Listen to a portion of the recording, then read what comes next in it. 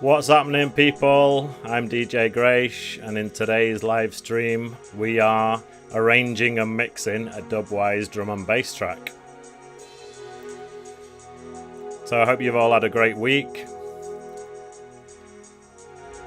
Let me know if you can see me, let me know if you can hear me. It's been a strange one in Barcelona because we had a power cut. And at first I thought it was just my place, and then I went for a walk around the neighbourhood and nobody had electricity, and I tried to go and buy breakfast. I only had my phone with me to try and use like contactless payment, and the guy was like cash only, and that's when I realised it's not just my area, it's actually the whole of Spain, and actually it was Portugal and France as well, so massive power cut.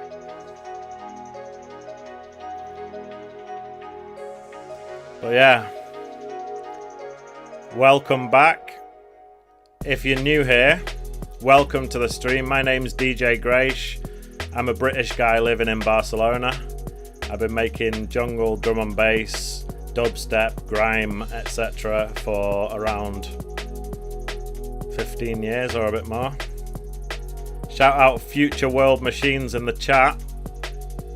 So yeah, I've been producing since 2008, and the whole time I've been using Ableton basically. I started off using Reason, but I quickly switched, and Ableton Live has been my main software for over 15 years. Big up Richie, big up Distant Lands. And I was just saying, we had a power cut here, so that was a bit weird, but other than that it's all good. Great weather. I went for a walk today. I made sure I wore sun cream. I live right next to this massive mountain which has a great view of the city.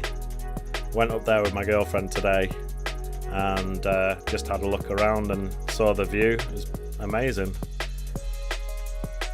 And then we went to this place where they sell bubble tea, but I just had a coffee and she had a bubble tea. Let me know in the chat if you like bubble tea. Kind of strange. It's got these weird little lumps in it, and then you drink it with this fat straw so the bubbles can go up the straw.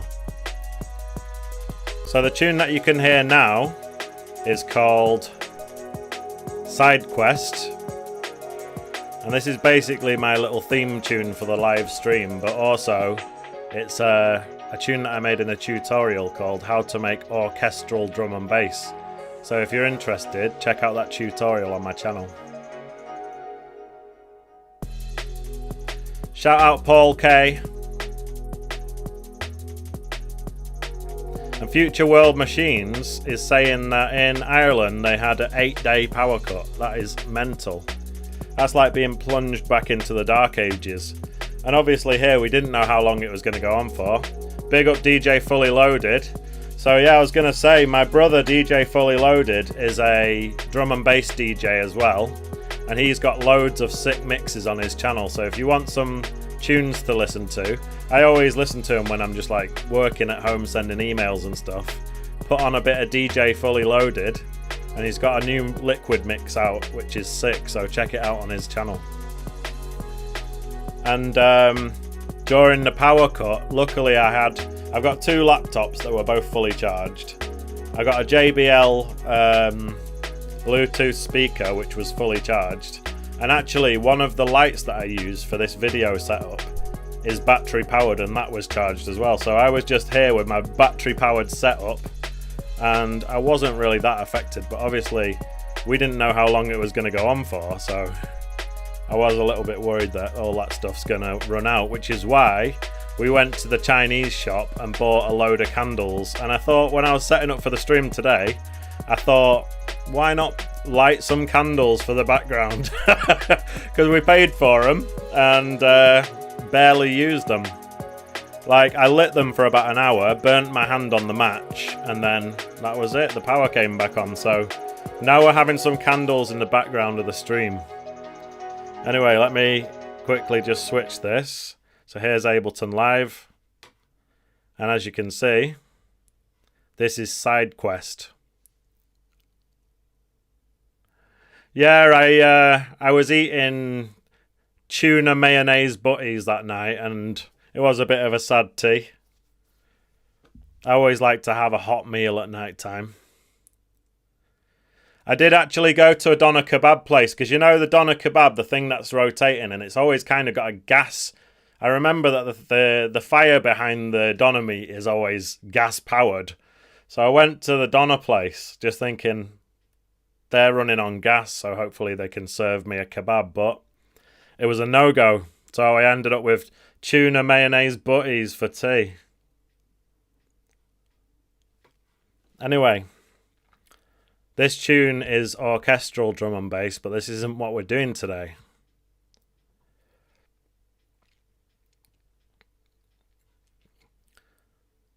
And last time I was giving you a bit of a...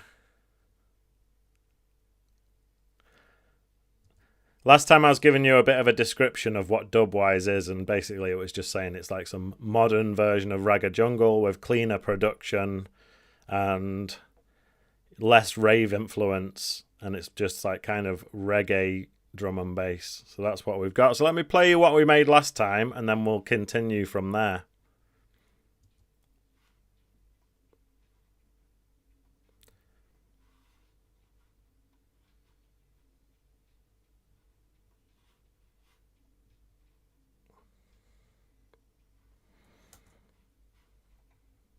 Oh yeah, there's a bit missing, wait.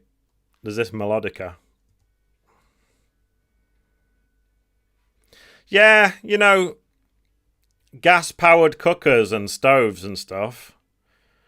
A lot of people prefer them. And in times like this, it's like, yeah, the people who've got a gas hob can be a bit smug during the power cut.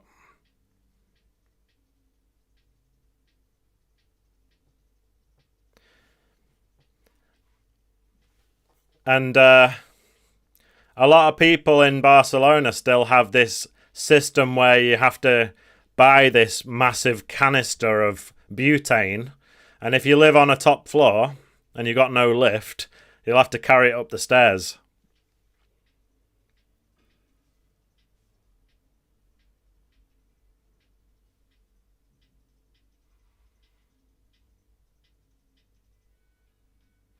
So people in the chat are telling me no DAW audio. So what, have you not heard any music this whole time?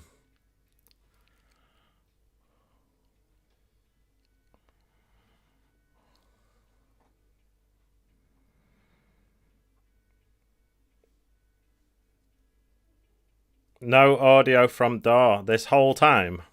Right. So that's going to make a difficult live stream. Let me see if there's something I can do about that.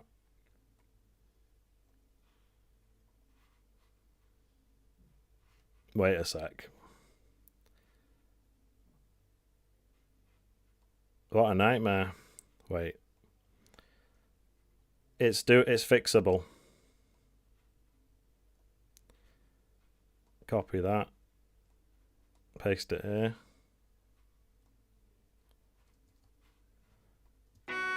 All right, let me know.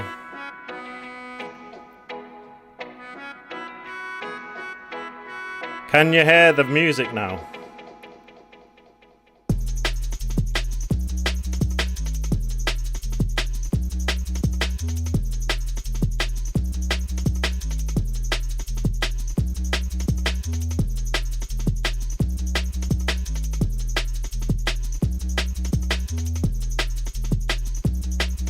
Ah, wicked.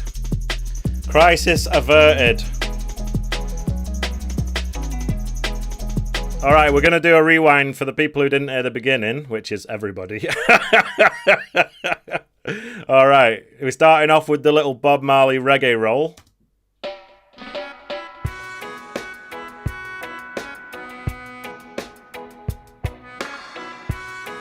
I want to shout out some more people in the chat. So big up Paul K, big up Dynalix, big up Future World Machines, MWTH, is it? We've got DJ Fully Loaded, the GOS. Big up everybody who's locked in. I want to shout out the members of the channel as well. So that's Siebes Fam, we've got... Let me just bring up the list of the members. We've got Siebes Fam, we've got Jason Story, and there was one new guy who joined during the week.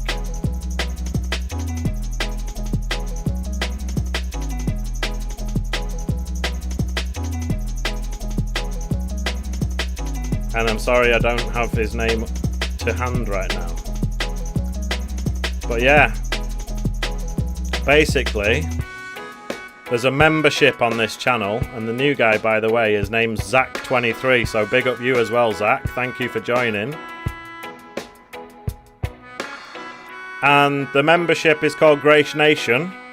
There's 3 tiers, and if you join the top tier, you can join in our monthly video call, which is like, it was supposed to be a Zoom call. I keep calling it a Zoom call, but the first one that we did was actually on Discord. So join our monthly Discord call where we're going to be having private sessions where we give each other feedback. I'm going to be helping the members, answering any questions, and generally it's a bit of an interactive one. So if it sounds good to you, just click the join button underneath this stream.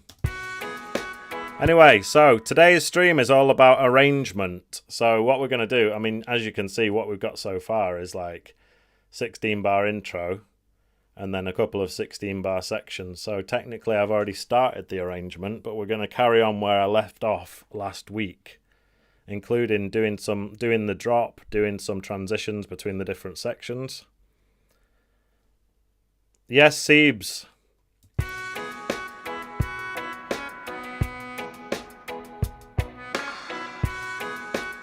So I was bigging you up, Siebes. Shout out to the members. As you can see, Siebes has got a little blue star next to his name. And as I was saying, there's 3 tiers of the membership. Top tier gets you into the monthly call.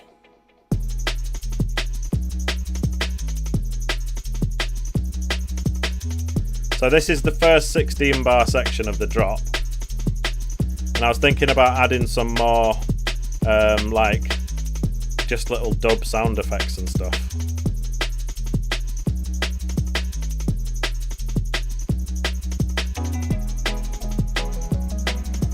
So, there's some called Lick Shot that I want to have a look for in the folder here.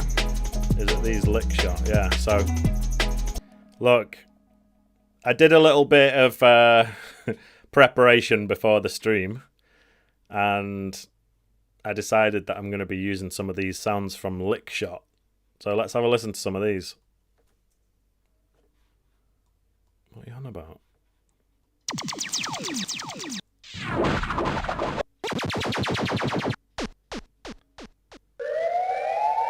That's a good one. The Cops.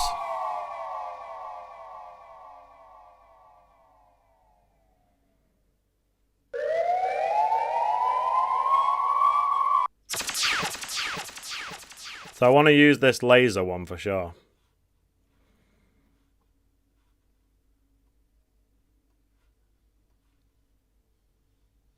Turn that down a bit.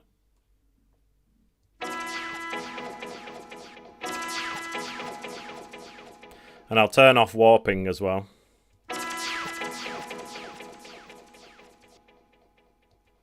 You know what? So at the end of last week's stream I was saying I've never done an intro this short, and there's a big chance that I'm going to change my mind and put it double. And I think that's what I'm going to do. So bear with me for a second. I'm just going to make this double.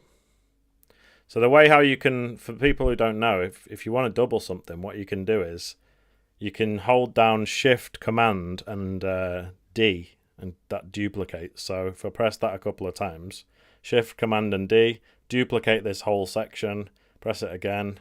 Now, you know what? The Bob Marley roll from the beginning can go. I can't be bothered with that anymore.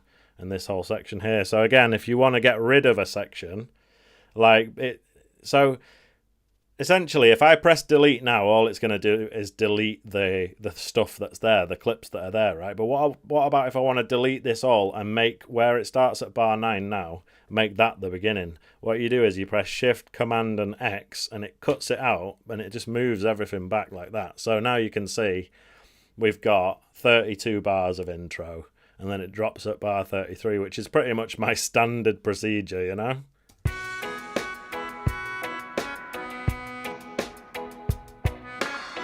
And that melodica isn't going to come in from the beginning, so I'll just delete a bit of that.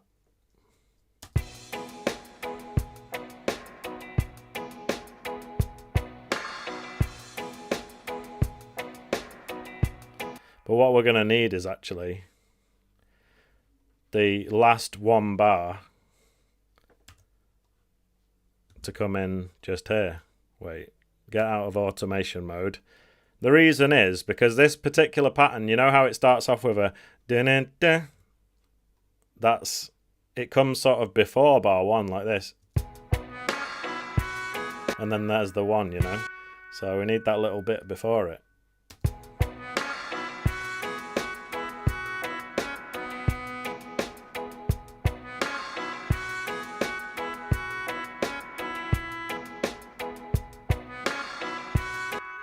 Maybe it should be like this. So we've got 16 bars without the melodica and then 16 bars with it.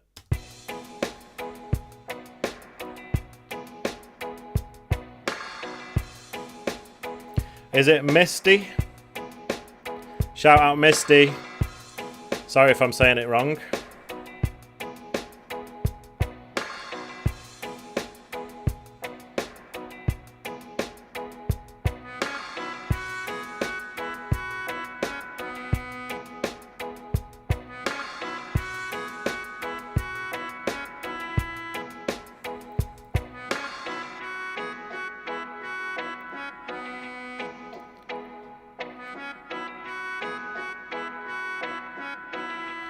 Alright, and there's this one sample I want to add, and it does what it says on the tin because it's just called Riser.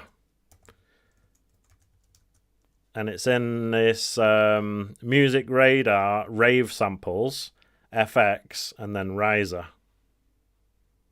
I was having a little sort of listen to this tune before the stream, and obviously I was like tempted to work on it, but in the end, I just sort of wrote down the names of some samples that I might want to use. So we've got this riser here, and it sounds like this. Wait.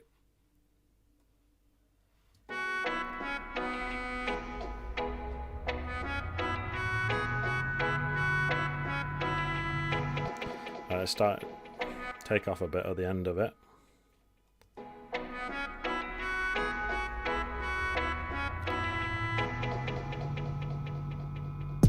All right. And we're going to have to do something about it, but I'll just put the EQ on there and take out some of that low end. We're going to need some reverb and delay staples.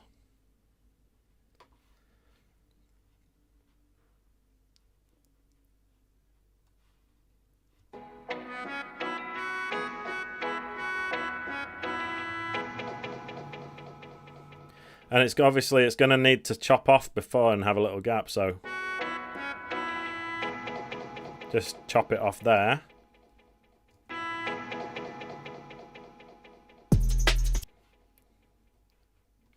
And I wanted to put that lick shot there.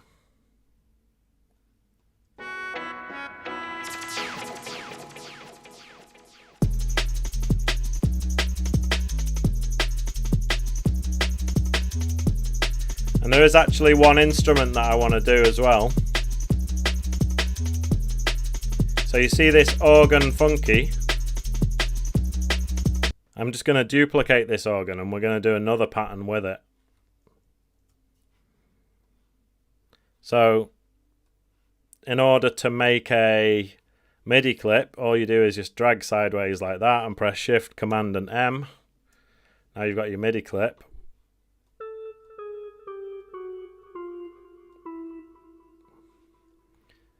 And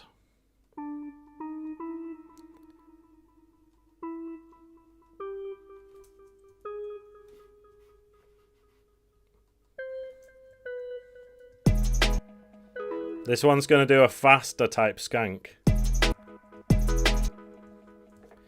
Maybe shorter notes.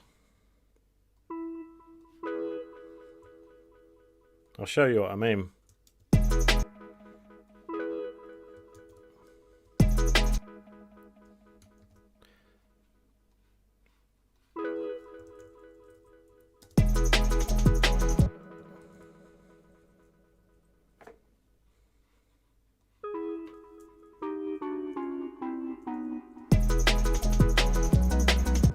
Alright, see what I mean? So, you've got one skank that's doing the jum, jum, jum.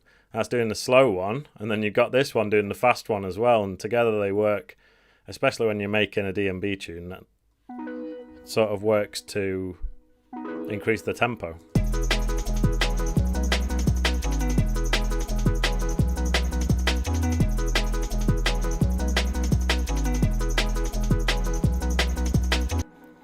Now obviously it's too loud and too dry, so we're going to need to turn it down a little bit and then put some, you guessed it, reverb and delay on there. So as I was saying last time, there's a couple of ways you can put your reverb and delay on. You can either just drop the effects directly on the channel, or as you can see they're already sent, but you might want to send it some more. You might want to take out more of that low end. And maybe turn down this saturation a bit. Let's play all the instruments together.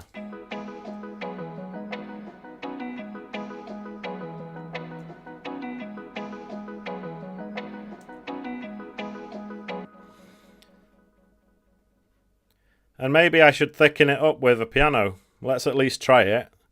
So I'm going to just duplicate that whole track, and then I'm going to, instead of the what's on it now, which is called Organ Funky, I'm going to go to Plugins and Native Instruments and the Contact 7. Just going to drag that on there. So if you guys didn't know, if you've got a track that's already got an instrument on it, for example, oh, it's hiding. It's hiding behind the webcam. Wait, let me just turn on. So my little trick here is to turn on the info view, and that gives a little square for my webcam to be in. Alright, I think the stream's quite delayed actually. So, anyway, it'll catch up. So, you've got an instrument on here, and you can see it now. It's the Organ Funky, right? And I was just going to say, I don't know if you guys knew this, but what you can do is just drag another instrument on top of there, including whether it's a VST, like an external instrument like Contact, drag it on there and it just replaces it. And then this is Contact, and one that I like to use is the Gentleman. So that's a sort of upright piano emulation, or like multi-sampled piano. And it sounds like this. Let's hear them both together. Sounding kind of corny.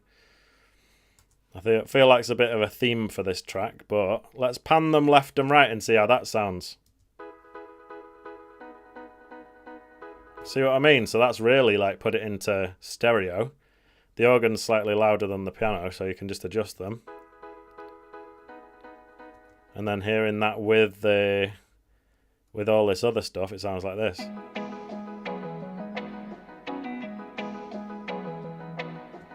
And maybe the notes could be slightly shorter. So if I just highlight everything, grab the end of the note and press Control, and then just drag it that way like that. And I'll need to copy this MIDI clip onto the other one as well. So just drag it onto the other one and hold down Alt, and that'll copy it.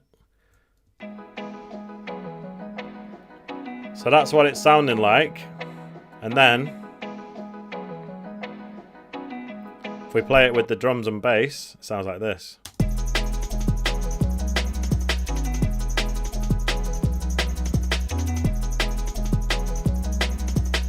Actually, what I'll do is I'll make it it'll only do that for the second 8 bars of this section. So it comes in with the first organ like this. Alright, we're rolling along.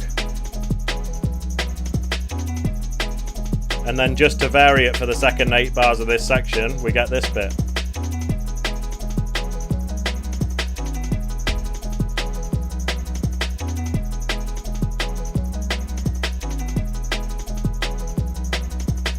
Alright, so what we're going to need is, in between each of these 16 bar sections, we're going to need, I always call it a fill, because when you've got a real drummer who's playing the drums, and they get to the end of a 16 bar section, they always go, and then they go back into doing their normal drumming, and that's called a drum fill, right? And I usually like to do a drum fill when I'm doing breakbeats, but my fill is essentially just another breakbeat and maybe some effects and filtering on it and stuff like that.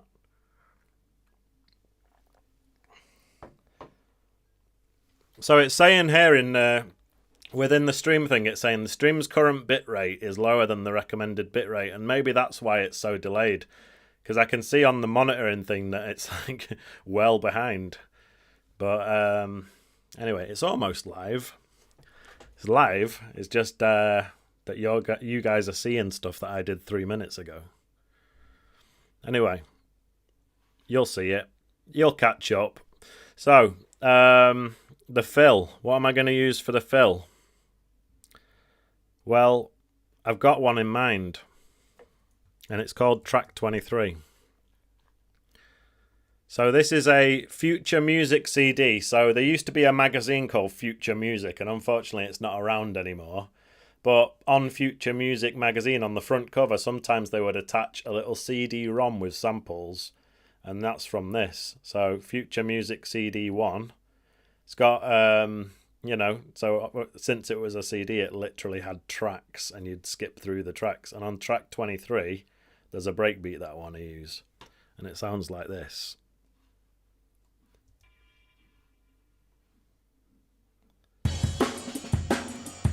Yo, is it Misty, by the way? Thank you so much for joining Grace Nation. Welcome to the family. And you're going to have to tell me how to pronounce your name properly. And I hope I'm saying it right. So this is a breakbeat, as I was saying, from Future Music, and it sounds like this.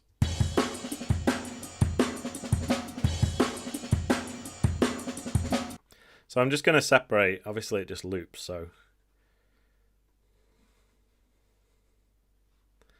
Big up Misty. So I'm just going to chop that off there. That's the beginning of the sample. And let me just show you how I warp stuff. So first of all, I'll just have to listen and sort of see where it loops around. And then it's there, isn't it? So I'll just chop it off there.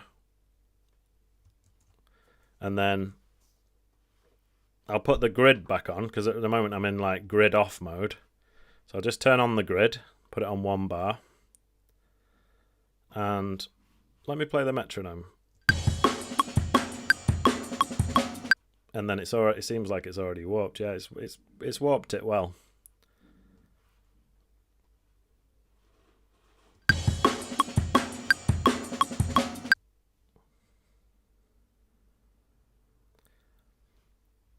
Shout out Greg, aka Gurgly.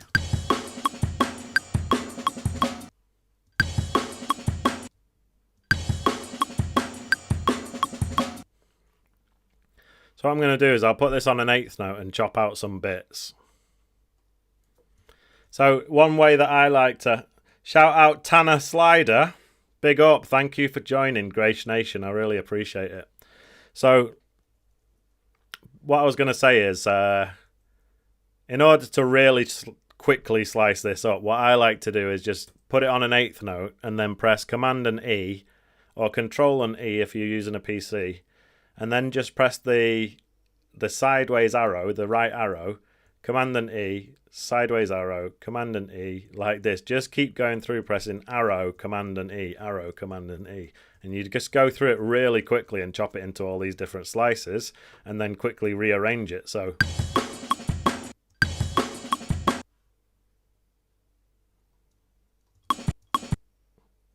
and then you can just quickly put together your own little arrangement of it. So you can do like I could do snare, shuffle, snare.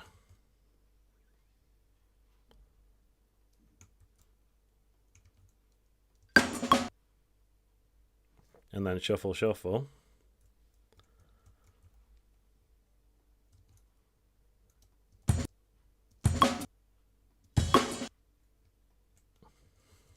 You know, just as an example, it could go like that. Let me just loop this and see if it sounds good.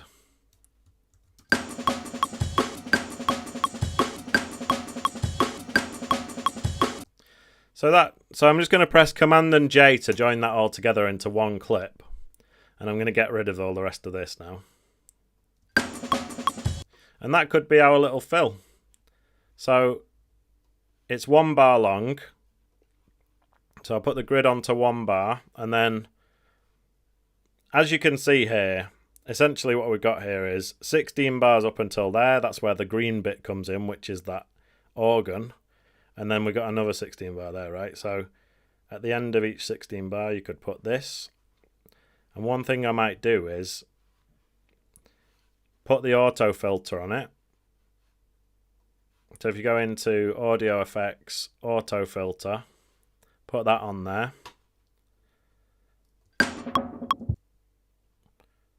I'll get rid of the metronome now, sorry about that. And I was thinking about automating this to go like this. So the way how you do that is, if you press A, you get into automation mode, right? And for the crew that don't know, automation is a way how you can make things control themselves in Ableton Live.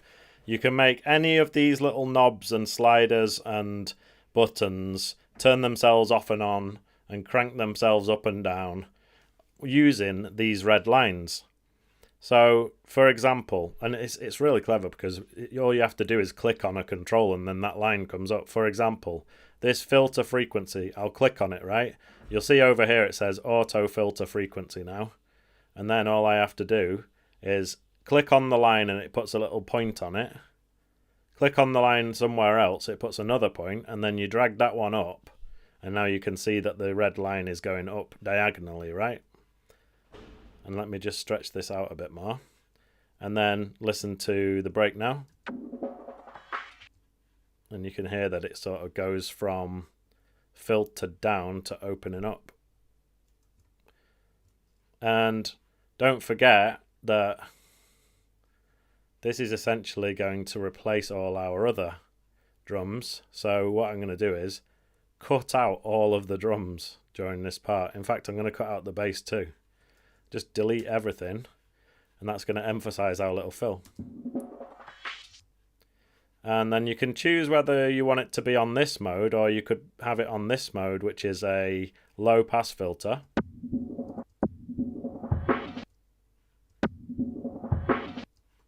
So let me play that. I'm going to put that into the drums group, and then I'm just going to play all the drums together and see if it actually sounds good.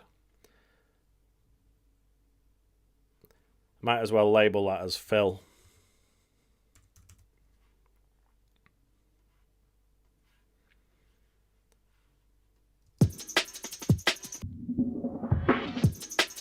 See what I mean? Shout out Paul, thanks for joining, man. It was short but sweet.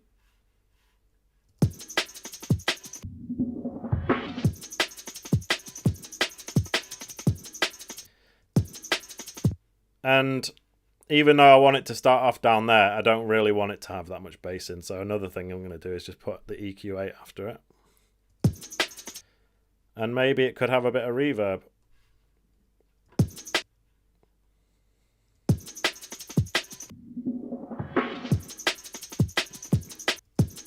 Alright, so let's listen to the track now. In fact, before we do, let me put this at the end of the other section. Let's put that there. Hold down Alt and drag something and let go, and then it copies it. So you've got, it's like dragging it and copying it at the same time. And then I'll just chop out all of these drums as well. And then I'm going to put the looping thing around everything so that it takes us back to the beginning afterwards. So this is called the loop markers. Some people call it the loop brace. And this part here is what's being looped. And then up here you've got this yellow button that's like the loop symbol. And as long as that's turned on, then everything within this will be looped.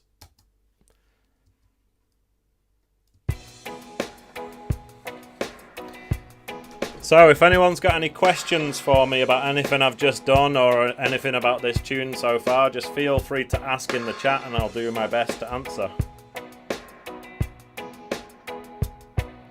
And also, let me know how the volumes are, like my microphone compared to the music, whether you can even hear the music, just let us know.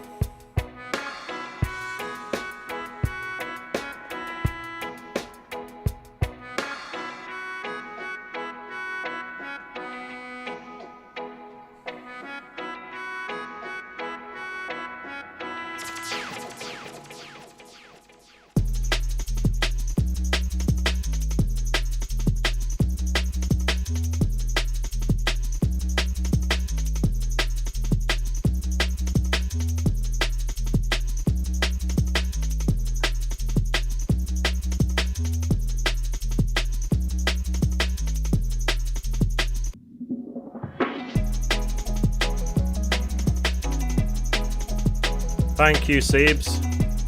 I appreciate the sound check.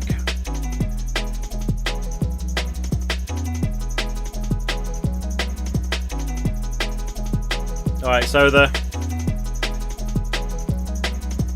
after taking a listen to it, you know, it's sounding alright, but the two little, you know, I did see somewhere, I can't remember where I saw this or like where I heard it from, but you know that faster one that's going dink, dink, dink, dink? I heard they called that the bubble. So the bubble is actually 2 tracks, organ and contact. In fact, I should probably rename these. Maybe I'll call them bubble 1 and bubble 2. I thought they were a bit too loud, so I've turned them down a bit. They're supposed to be subtle, you know?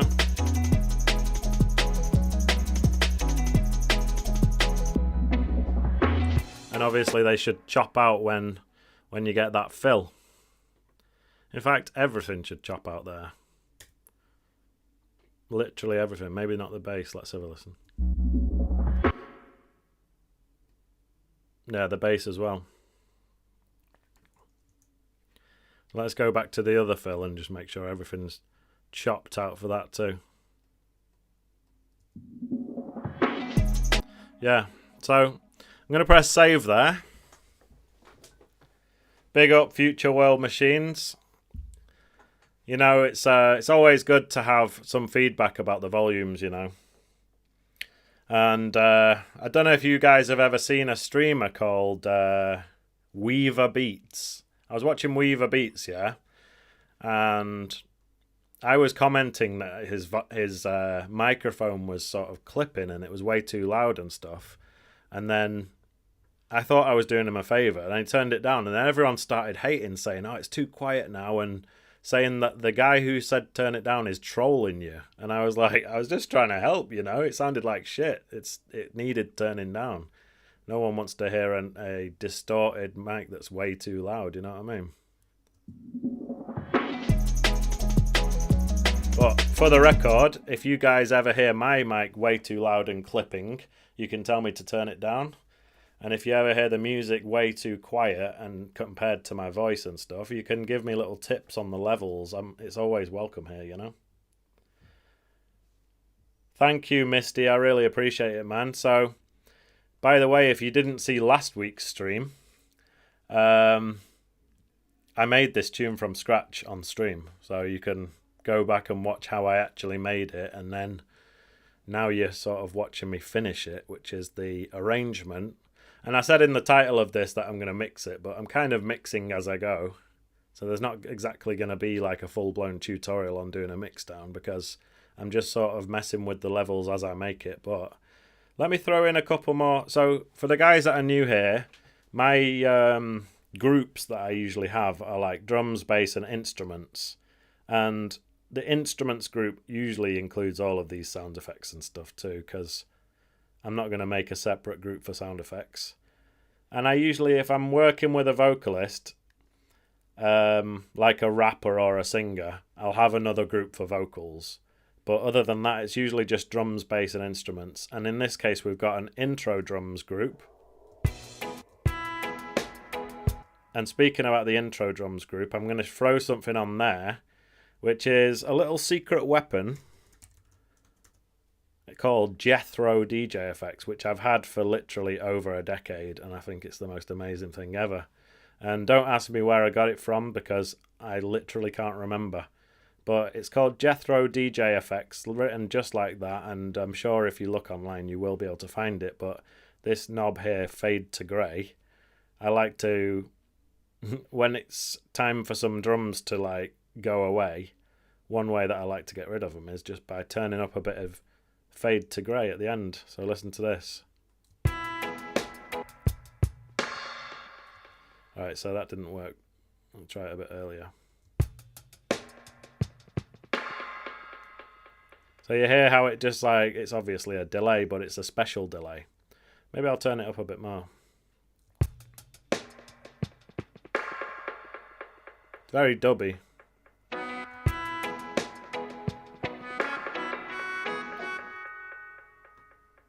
So fade to grey, it's like a ping pong delay and a load of other stuff as well, filters and reverb and all the rest of it, all put together in a rack. Yes, Seebs. So big up all the Grace Nation members. We've got Seebs, who was #1, my first ever member in the channel. We've got Jason Story. We've got Zach23. And we've got Misty and Tanner Slider. So big up all you guys.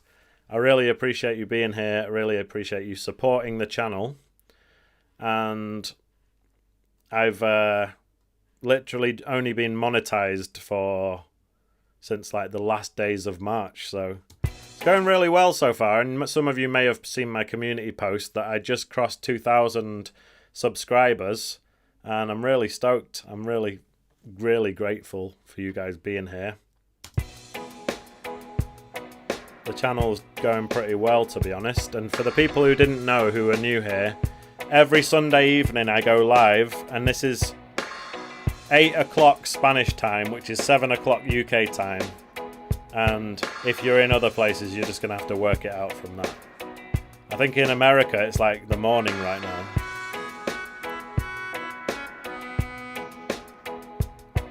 Jason's Story might still be sleeping, because it's like 9 o'clock in the morning where he is.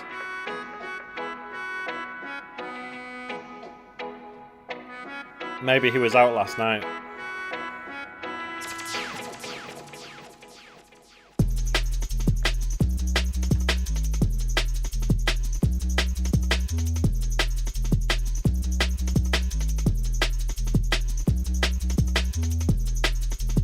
Oh yeah, there was another thing I wanted to do, which is very subtle. But you see the melody. I'm going to just duplicate this whole channel. And I'm going to delete the MIDI clips that are there.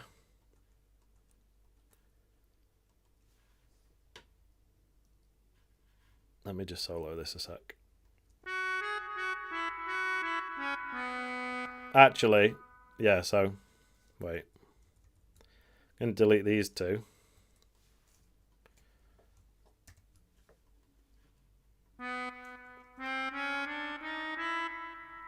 What I'm going to do is I'm going to make it like a chord.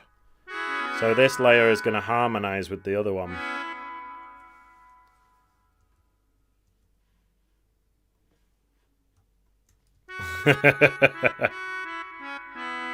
You hear that? I've made it like a chord. But I just like to sometimes do the extra layer on a separate channel, and then I can adjust the volume of it and do all sorts to it. So we've got the E there, and then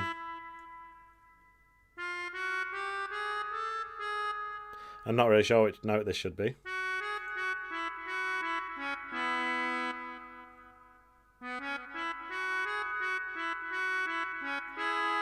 Okay, and then I'm going to turn this layer down to make it a bit more subtle.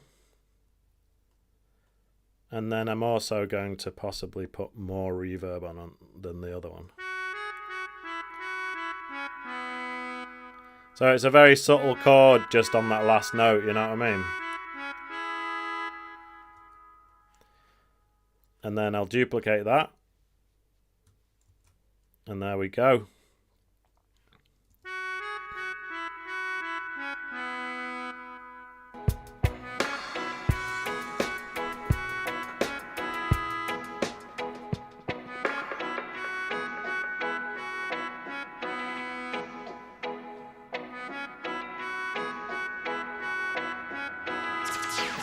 And maybe I'll make it just like a tiny bit late. How about just there?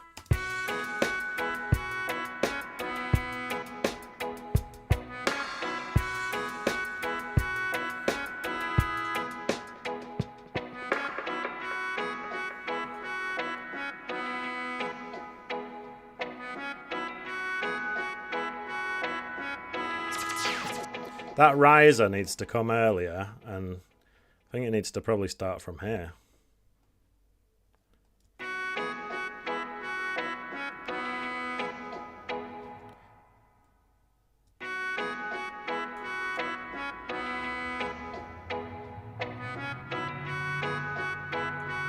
Maybe I'll stretch it. So for the ones who don't know, what you do is you turn on warping and then just grab the end of it and hold down shift and then just move it sideways.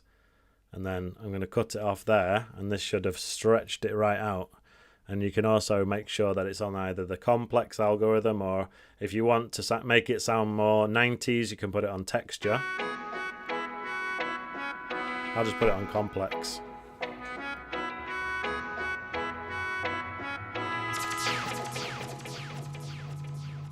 Okay, it doesn't need to be that stretched, and it also doesn't need to go on that long. So I'll stretch it out by this much, and then I'll make it disappear by here.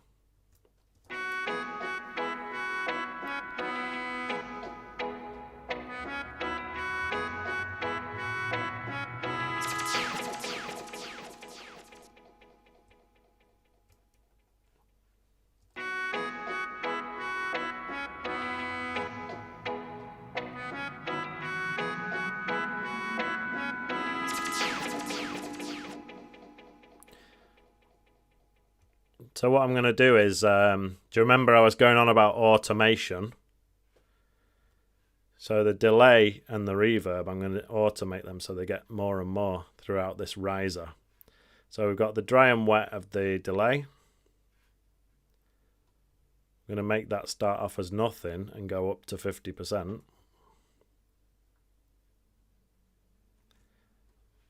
Like that. So you see the delay unit and you see this dry wet down in the bottom here. Watch what happens to it as I press play. See it fading up?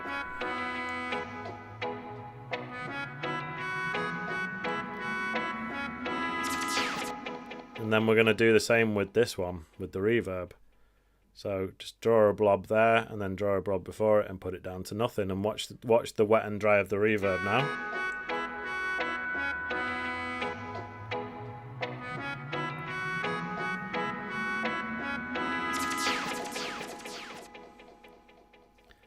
And that needs to go away just as the lick shot comes in.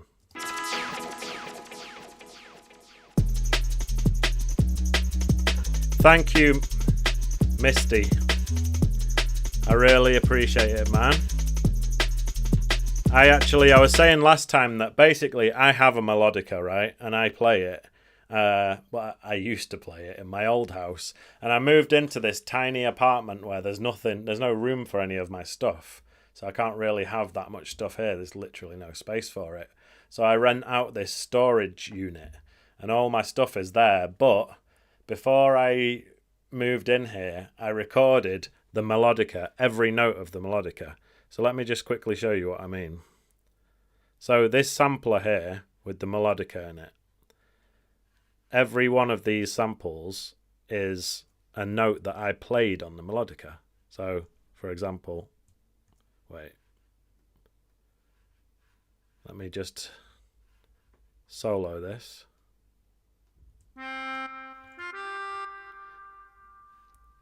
So every note that you see in here, if I just press, you just press down arrow to go through them all. You see how they all look different? They're all literally different samples, just one note recorded.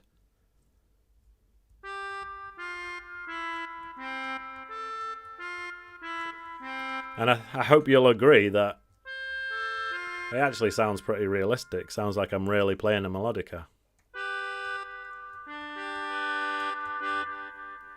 So that's a little cheat that I did so that I could carry on playing my melodica while it's in the storage. So I was banging on last week about this guy called Augustus Pablo, who is a legend in dub. And he was from the 70s. In the 70s, he was playing his melodica along with dub. And I really recommend checking him out. He's got full albums, and you can also watch him live on stage on YouTube and stuff. Just playing these like heavy dub beats and playing the melodica along with it. And he is basically the guy that inspired me to start throwing these melodica lines into my dubby tunes, whether it's like Dubwise Drum and Bass or otherwise. So big up Augustus Pablo, big inspiration of mine.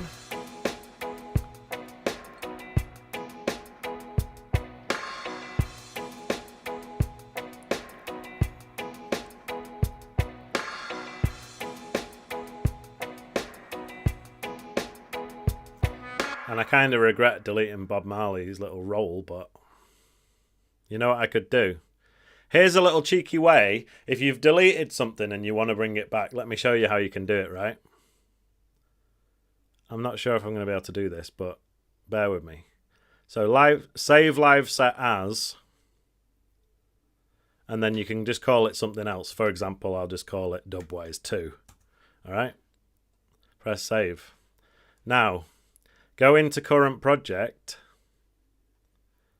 and depending on whether that little thing was still there before the last time I saved,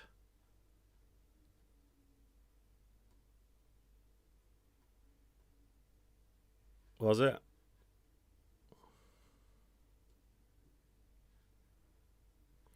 I might have already ditched it by that point. But you know, it's like if you've got a project that you hadn't saved, and then you happen to have ditched something, and instead of having to press undo, undo, undo, and then undo all of your hard work, sometimes you can just save it as something else, then just reopen the old project and look for the sound within there, and you might be able to find it and re-add it. And it looks like this time it might have not been there. What's this? Something else. So by the way, guys, if you didn't know that you could open up one of your other projects and bring things in, for example, let's say if this was an entirely different tune, a tune that you made 3 years ago, but you really love one particular drum sound from it or whatever. You know, let's say this kick. If you think to yourself, I remember that kick from that tune 3 years ago and it was absolutely amazing. All you have to do is open up the project like this. You've got all your groups. You can open up the group. You'll see your drums there. You grab the kick and drag it in. And just wait. If you've got a slightly slower computer, you might need to wait a second until you see that thick black line there. Can you see it? And when you see the thick black line, let go. And now that's just dragged that entire track into your project along with all of the sounds that are on it. So there's that kick, you know. So that's a little way of recycling stuff from old projects. You can just bring in the whole drums group from your old tune if you want. Anyway, I'm going to remake the Bob Marley roll because I did like it and I kind of regret deleting it. Unless I happen to have frozen it. No. Wishful thinking.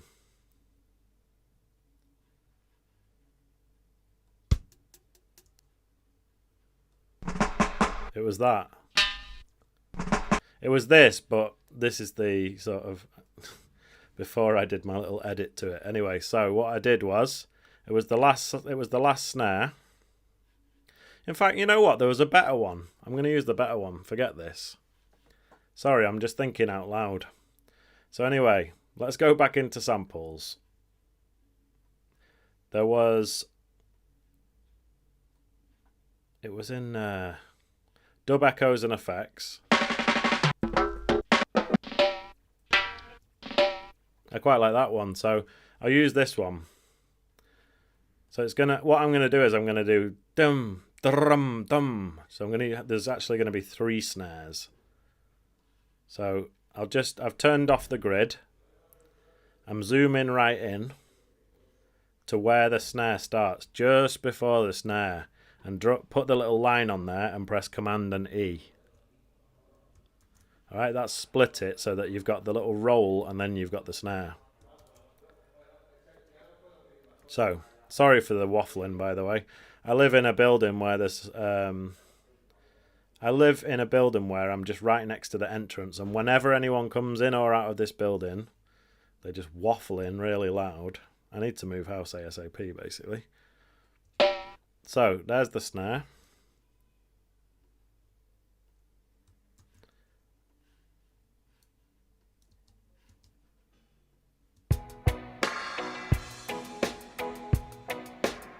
And what I did was, I had snare, I had roll, in fact.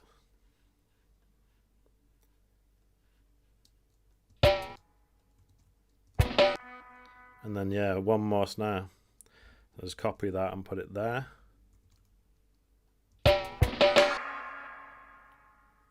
Was it like this?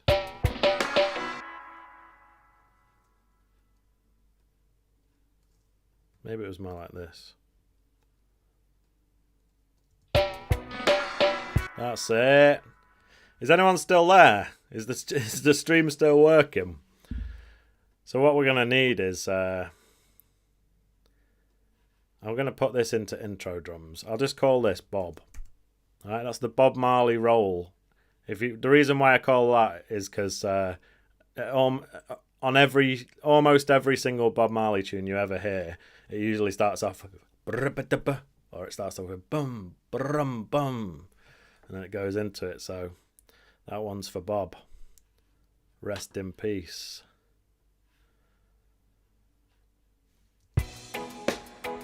I'm not sure if the stream's still working, you know.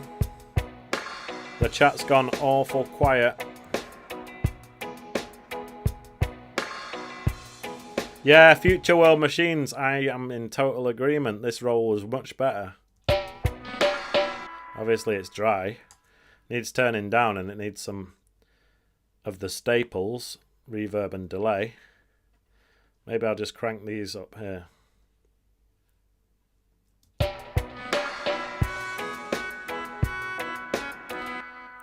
The question is, do I cut out these drums here for a second while it does this?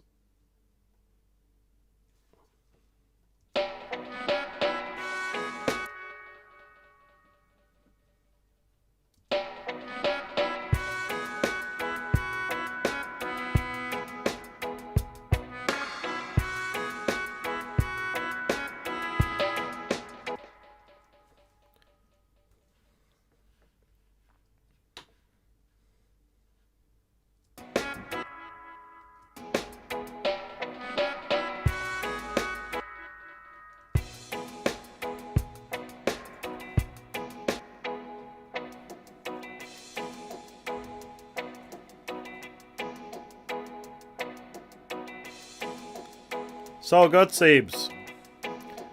I'm not moaning about the chat being quiet. I'm just wondering whether the stream's still working, you know.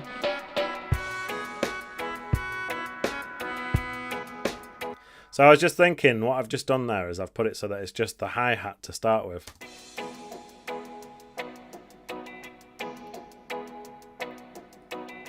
And obviously it needs more going on. Oh yeah, so that's right. So it sounds good, but it needs to just be the first 8 bars and then this lot comes in. So what I'll do is select everything. I'll just move it back to there. And then I'll make these go on longer. So it goes like this. We've got 8 bars of just the hi-hat. And it goes bum, brum, bum into the dub drums. Like this. Alright, from the top.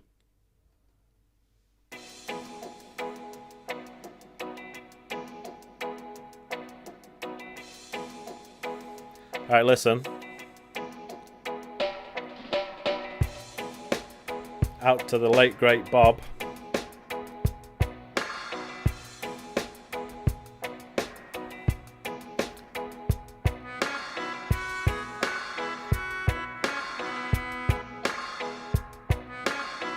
Oh, I've done something wrong there. Can you spot what it is? On this one, every time there's a snare, there's the crash with it. It was supposed to be like this.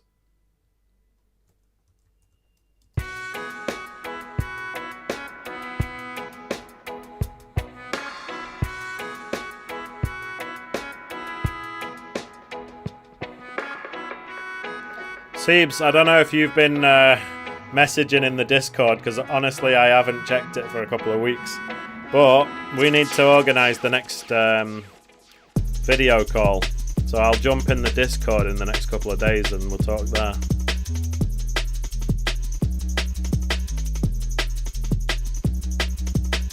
So obviously this section is just drums and bass. And there are going to be a couple of extra sound effects and stuff. And then here you get your instruments back.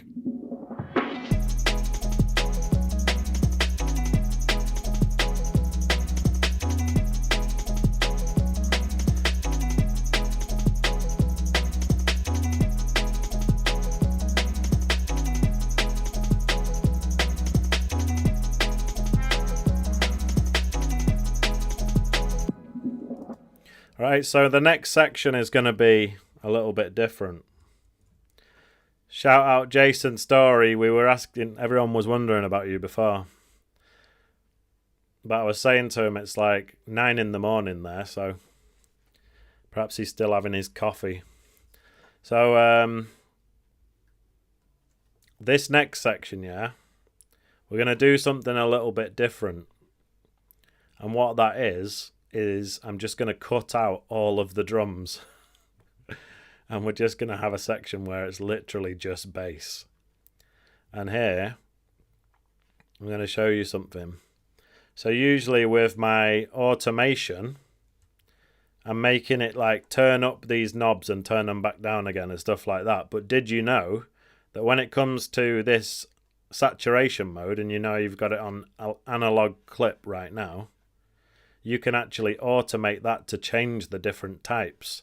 So for example, if I wanted to, for these 8 bars, I could make this go on to sinoid fold. So listen to this.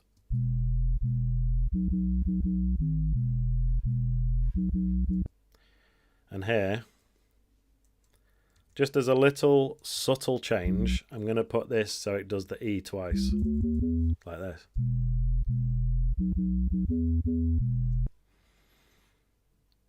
And I should probably put this section in a different colour just so we know it's doing something different. Put it in this disgusting mustard yellow. Alright, so it does this.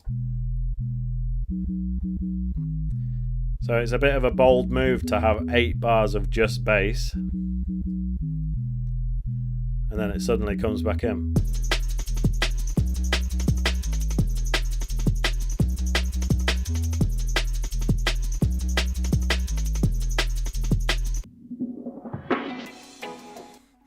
Alright, so far you've only heard the melodica in the intro, right? So I think it's only right that we're going to hear it. You know, you've only heard it basically with either dub drums or with no drums, but you never heard it with the actual DNB drums yet. So now is time for that to happen.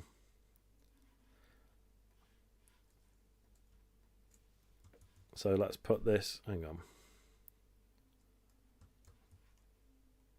what I need to do is this.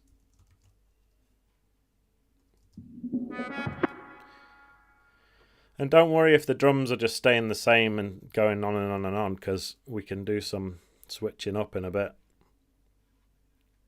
And we're going to need the scientist one as well.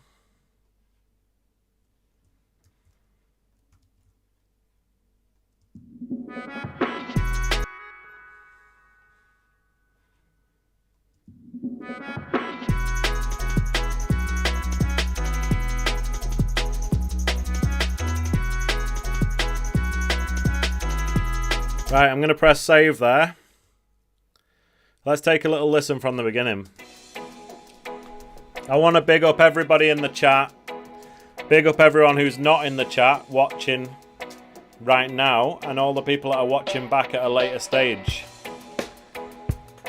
If you've been watching my channel and you haven't subscribed yet, I recommend doing that right now.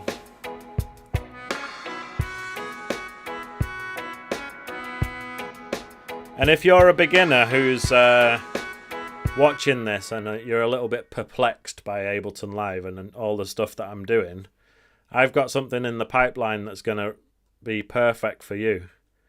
It is a complete beginner's guide to using Ableton Live. And actually in that guide, I'm going to be using the light version, which comes bundled free with many keyboards, audio interfaces, and all the rest of it. So if you're somebody who's got a light version of Live, or somebody who just has no idea, you know, like a total beginner who just finds the whole thing extremely confusing, subscribe to this channel, because I'm about to release a complete beginner's guide to Ableton Live 12 Lite.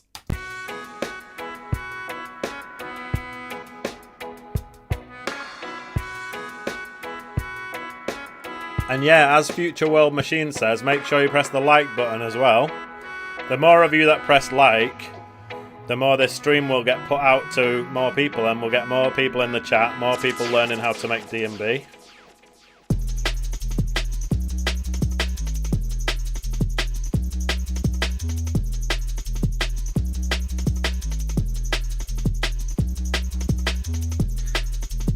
And there's a sample of a Rastaman that goes, strictly drum and bass, make you wind up your waist. I need that sample. I've probably got it on my hard drive somewhere, but I can't remember what it's called.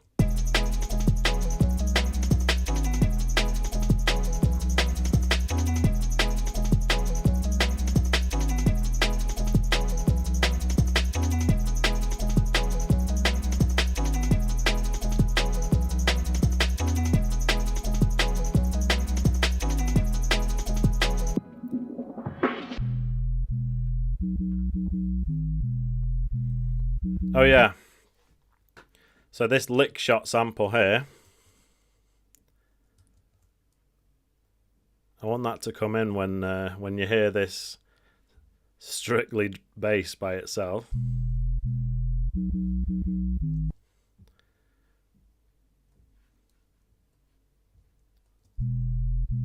There.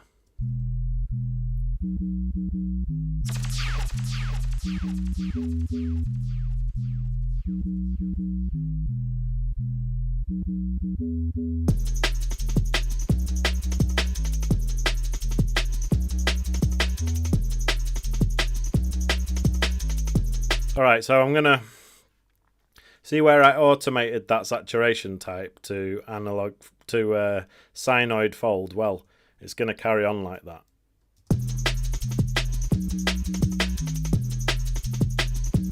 Thank you to everyone who just pressed like. Thanks to everyone who's subscribed today. And thanks to everyone who subscribed ages ago.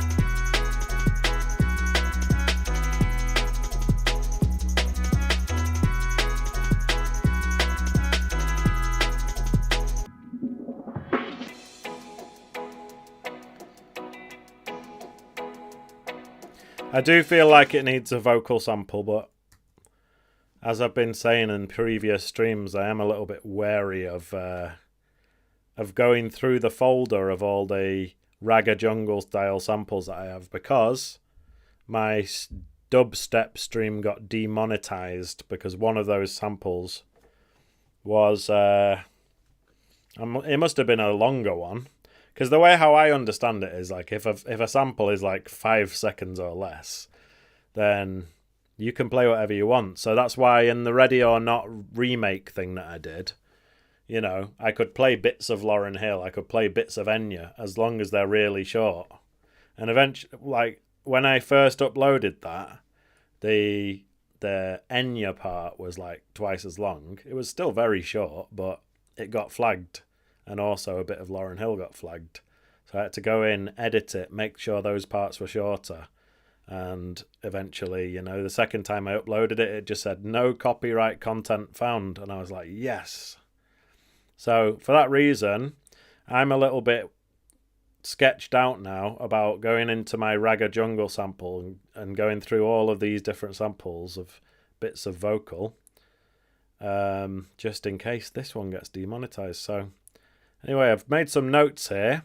So the notes that I've written are lick shot 36, lick shot 34, and lick shot 32. So let's have a listen to some of them. Lick shot. Oh no, it's got no C, that's why. Lick shot like that. So 36. So big up to Future World Machines. Actually, I emailed both of those companies this week. So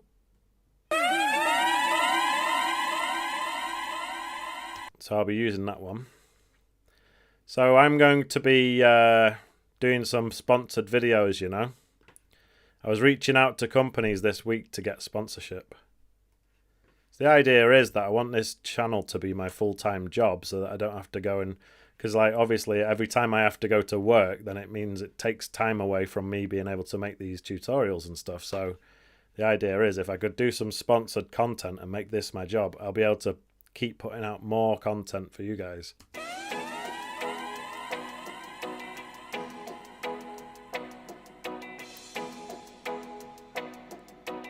So yeah, Splice and Loop Cloud are both on the list of companies that I emailed. So watch this space. Maybe they will be sponsoring a video, giving me free samples. I'll be shouting them out and all the rest of it.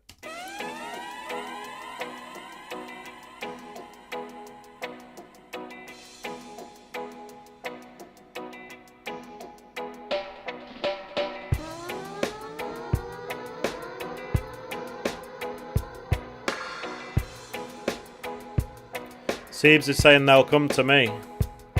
I'm sure they will. I want to speed up the process a little bit because, you know, I'm an English teacher, and this the way how English teaching works is like any other teaching. Like you get the summer holidays off, right, and then the season starts again in September. Well, I'm kind of hoping that I don't have to do the next season. I want to end for the summer holidays and then basically just give up being an English teacher. So I need to speed up the process a bit.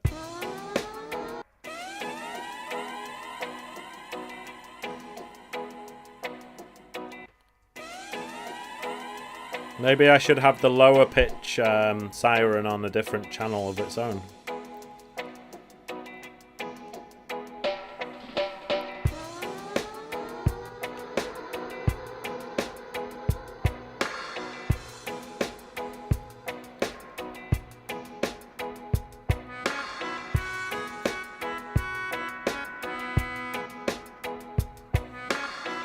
So you see what I did there? Basically, I just created an element, which was the siren, by putting the samples on it, doing some EQing, delaying, reverb, etc. I renamed it, and then eventually I dragged it into the group with all the rest of them. And I was kind of doing that just like autopilot mode whilst waffling on about being an English teacher, but I just thought I'd explain what I was doing. So I think the point that I'm trying to make here is that once you've done this a certain amount of times, it does actually become second nature and you can just do it with your eyes closed.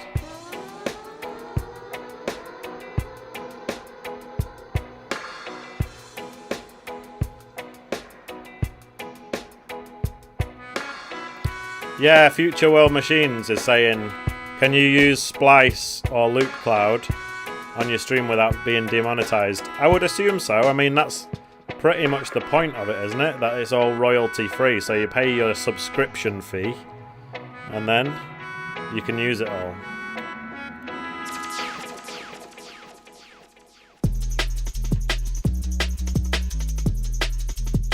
Although I did read something somewhere where it was like,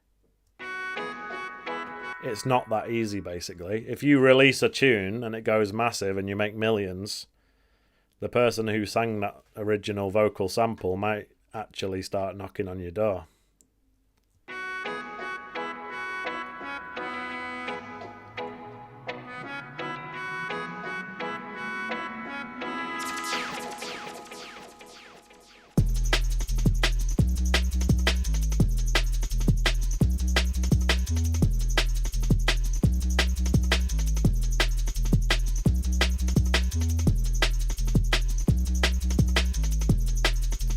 So obviously this first 16 bar section that's literally just drums and bass, it needs something else going on. And as I was saying, I've made some notes here. Lick shot 36, lick shot 34. Let's type this in again. Lick shot. So 36, 34. We've already used that one. And then 32.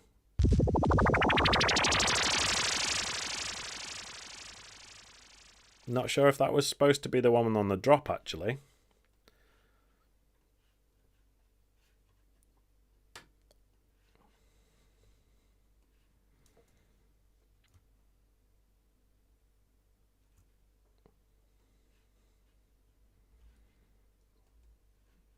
Wait.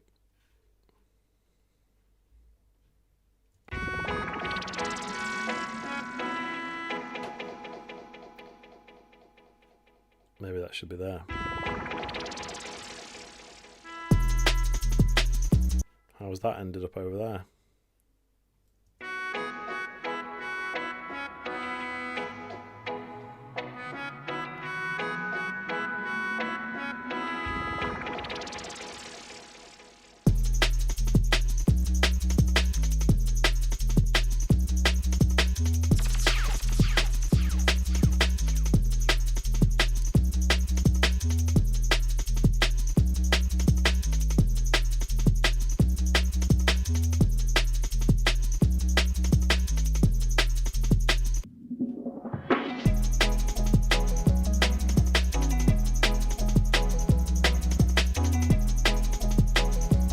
So Siebes is saying the deal is you can use it for your entertainment and your own sets, etc. But if mainstream, you can earn any money. If it's mainstream and you earn any money, you have to give credit.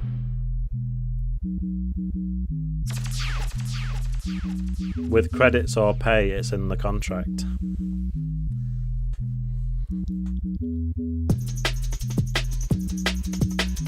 When it comes to doing YouTube, I'd prefer to just use little samples, or use samples where you like you do enough changes to the sample where it like it's flying under the radar and it can't be detected by the little algorithm, you know.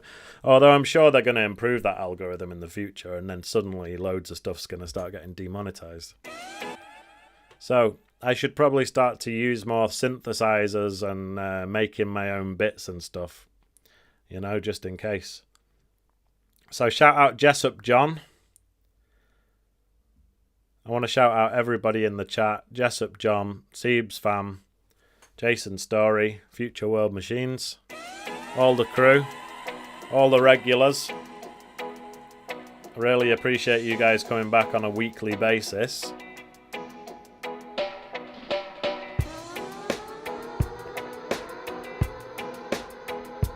And that lower pitch siren sounds like an air raid shelter.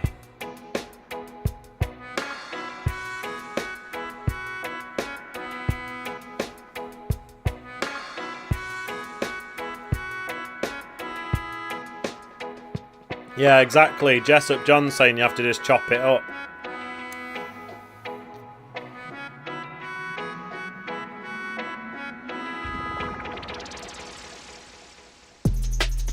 Jessup John is asking me if I sell sample packs. That's not something I'm doing right now, but probably within the next year it will be happening.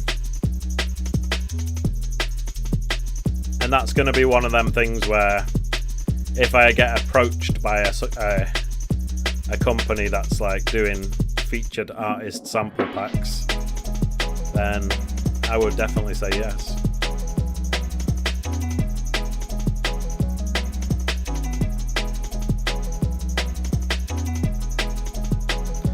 Jason Story, it's coincidental that you mentioned Congo Natty, because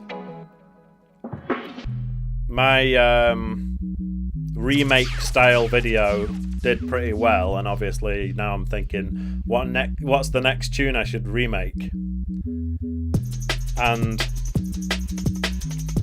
essentially it's going to be a Congo Natty one. I'm not going to tell you what tune, and I'm not going to tell you any of the samples, but it's Congo Natty, the next one. So stay tuned for that.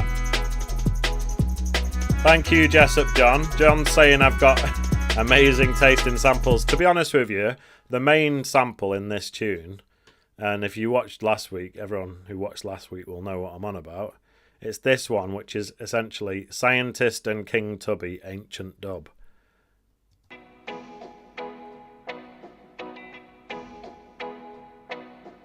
That's the only one that's really sampled from a tune, apart from the breaks.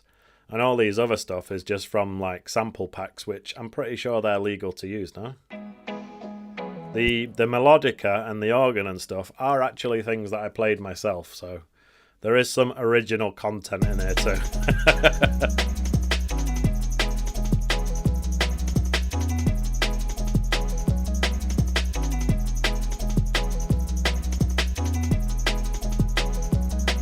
I want to speak to, it's not Fever, but I love that tune.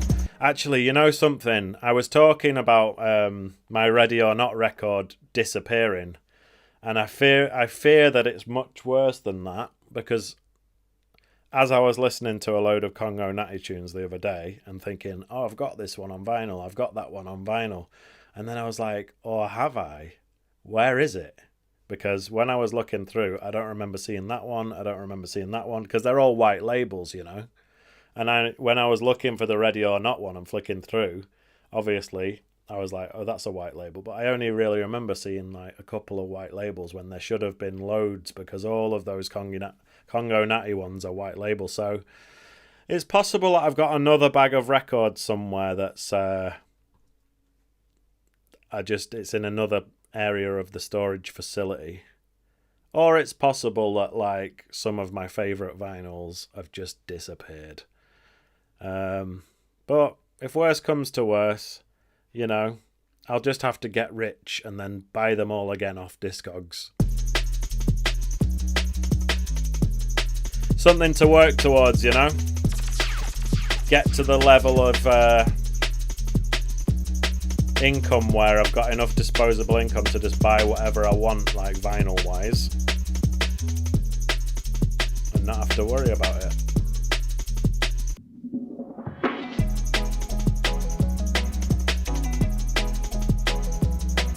Right now I'm not there at all.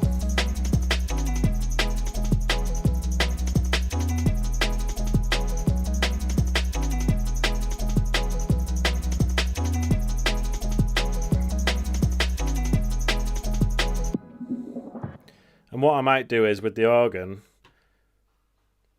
just like, it kind of repeats itself too much, and I might just make it go blitter, blitter, blitter, blitter.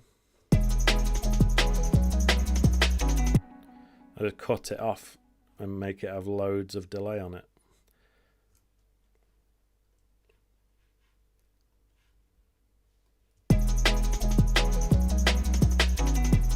So it goes blitter, and then I'm going to show you how I'll do this, right? So I've got right now 2 return channels. One of them has got a hybrid reverb on it. The other one's got a delay on it, right? But I'm going to insert a special return channel. And this one is going to have another delay on it, but this delay is going to be a mad one. With way too much feedback. And I was saying to you last time that I've got this big up Tara bass in the building. I was saying to you last time that I've got this Roland Space Echo like clone VST, and it's from a company called Audio Thing, and it's like on my old laptop, and I don't know how to get it onto my new laptop. I don't know my serial number. I went to their website, and you know when you've forgotten your password and you can click forgot password, you put your email address in, and then it was just like there is no account under that email address. But then when I go into the plugin and click on license, it says my email address, the exact one. So it's like, I didn't create an account, but it's registered under that email address. I'm sure if I send a screenshot to the customer service department, they will give me my serial and I'll be able to put it on my new laptop. Alternatively, maybe they could be a company that sponsors the channel, and they'll just be giving me a free copy of that plugin and all their other stuff as well.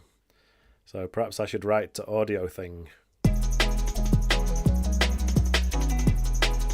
Alright, that was what I was doing, yeah. So it goes blue, and then I'm going to send it to C. So mixer, C delay, and then on this C delay I'm going to put the feedback really high, and I might even change the delay time by hand with the put it to milliseconds, you know, so it's not like perfectly synced to the project, which gives it that more dubby sound. Listen.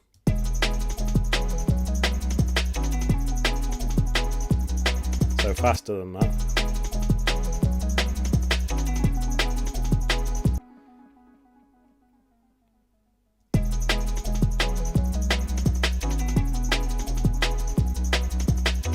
This is the thing, it's a bit annoying because it would sound so much better if I was using the Space Echo.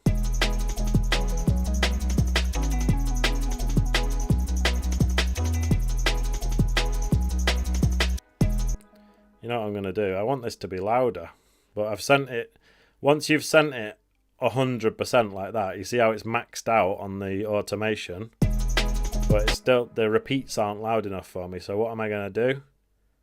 I'm going to have to either crank that up a bit with a utility or maybe a bit of compression like this.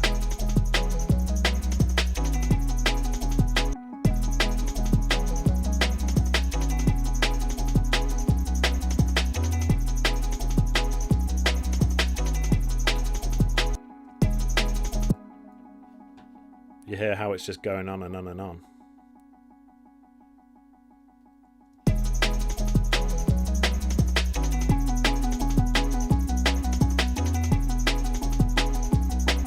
See, even though I did that kind of by hand, when I say by hand, I mean I did it timed in milliseconds, right? 350 milliseconds, but it pretty much seems bang on. Maybe a bit too bang on. And I might change it a bit so it's slightly out of time. So by the way, with these millisecond values here, you'll see that if I turn it, it goes straight from 350 to 375, etc. So it's moving it in like 25 millisecond increments. Now, if you hold shift, you can fine tune it even more. So look, now it goes by 3 milliseconds instead, or even by 1. So let's try this.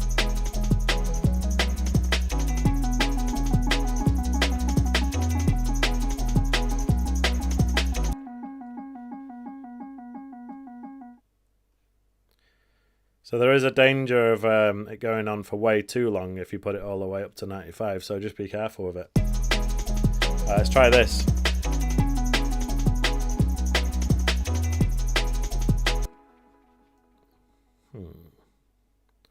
Maybe 350 was just right.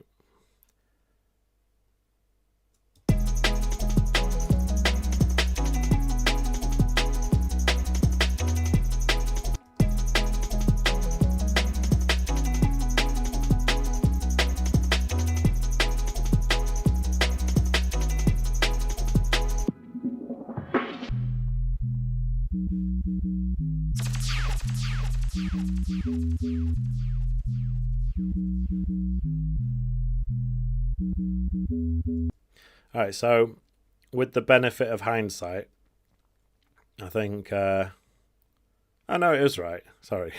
I was going to say that it cuts out too long, but that's just right. Let's play that again.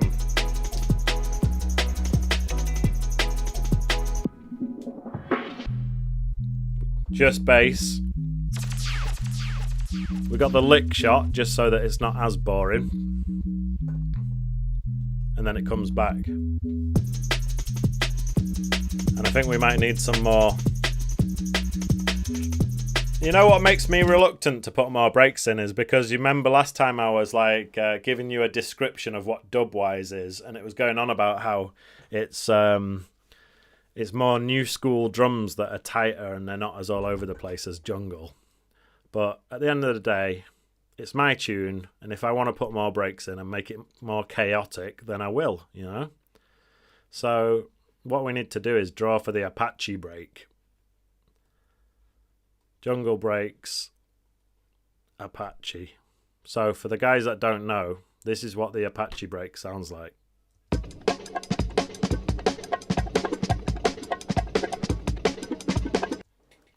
So it's got a lot of bongos in there. And Ableton Live has automatically time stretched it. But it's not really bang on, and as you can see, even the first beat isn't even on, so I'll move that whole thing like that and let's have a listen. So I'm going to do a bit of warping with this. So we've got our kick on, but then look where the snare is. So, you know, I always say, like, it's kind of debatable whether you should do this, because some people might say, oh, you're taking out all of the swing of the break and it's going to sound too robotic. But that's why I'm only doing every other beat or all the major beats, like the main kicks and snares. And then all of these other little bits in between, which are like the shuffles and stuff, they can stay where they are. So hopefully it won't be that robotic. And we can have a listen and see what it sounds like after I've done this.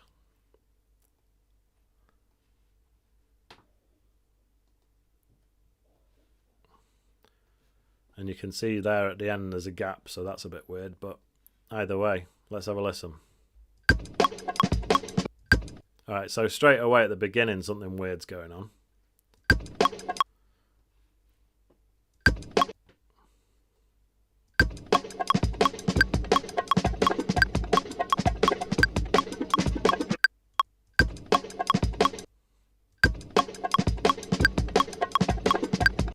Yeah, so it's sounding a bit weird now. Perhaps this warping was too much.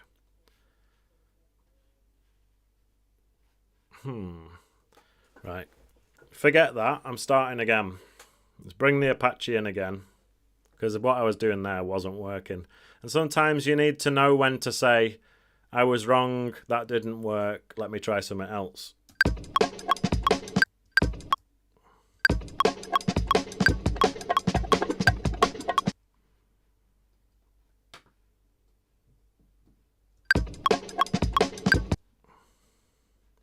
I just feel like the first bar of it is just kind of off time. And, you know, it was played by a human being. Maybe he did just play it off time.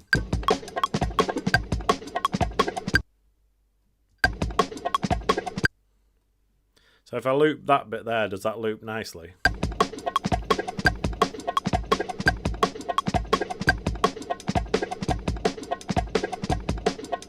And does this bit loop nicely?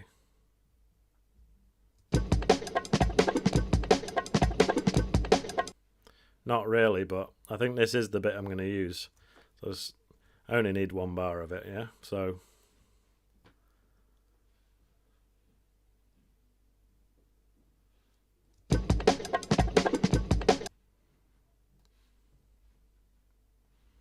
perhaps if I put that kick on the...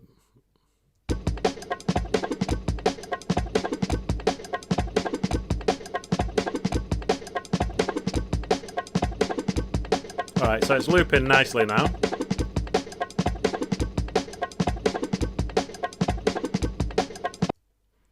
And then I'm just going to put the grid onto an 1/8 and then just slice it up.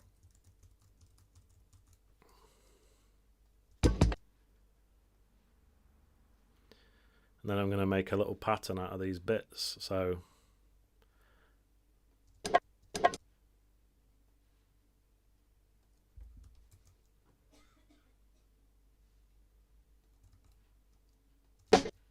I haven't really experimented with grooves that much, to be honest.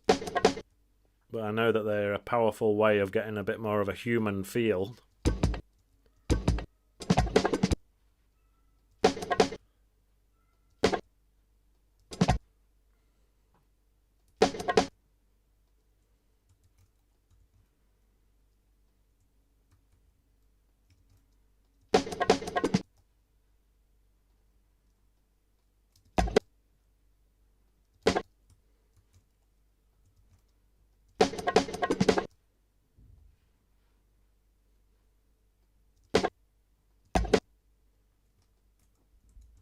So I'm just like messing about with bits of the Apache break to try and make something interesting.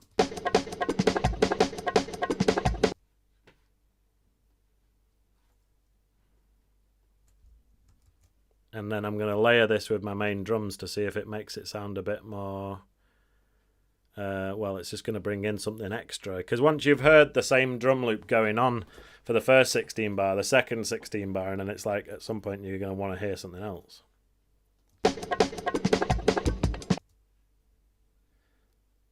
You're going to need a normal snare there.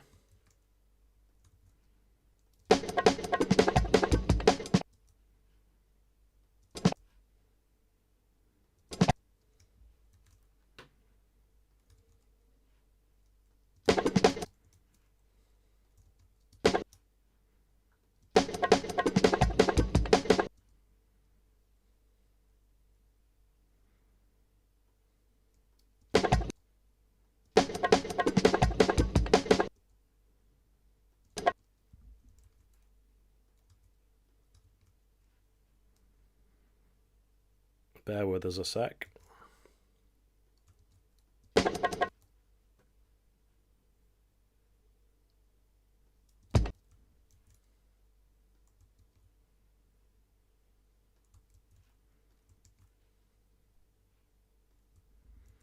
I don't know. How's this? I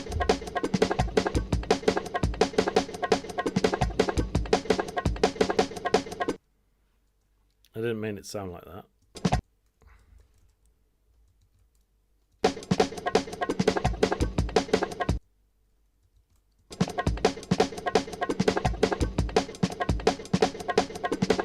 Right, so obviously it's all over the place, and that's pretty much the point. But what I'm going to do is I'm going to get the EQ8 and take out all of the top, the low end of it. Why? Because this is just a little sort of percussion layer.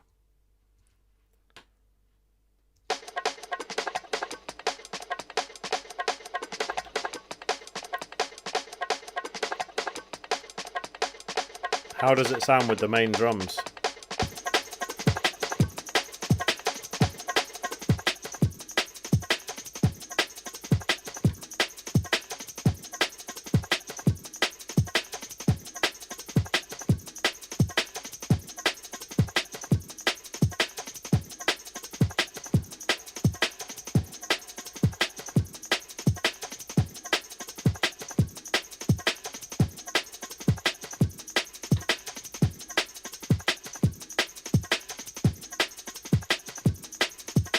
Anyway, that's enough of hearing that boring loop going on and on and on. Let's have a listen to the whole tune. Starting from the beginning.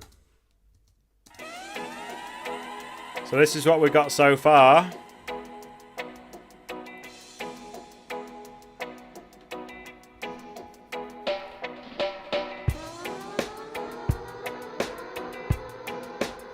I want to big up everyone who's locked in.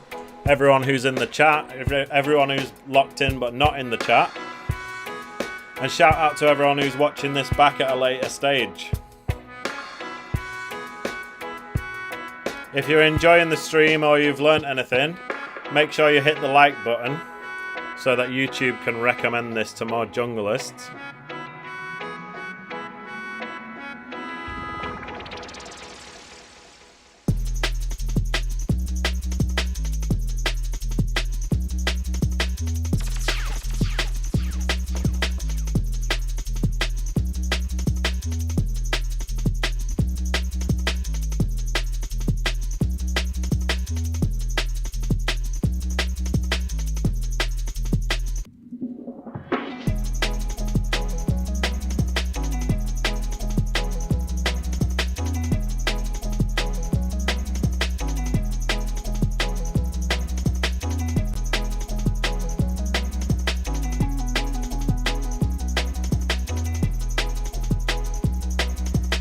Alright, listen now. Here's that Apache. Actually, one sec. So it comes in with the bass by itself, and then when the drums finally come back, they're gonna have the Apache with them. Okay, listen. Right, bass by itself.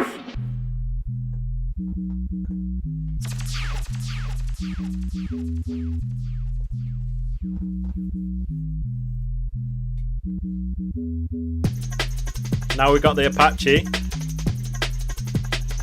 They're the proper jungle drums.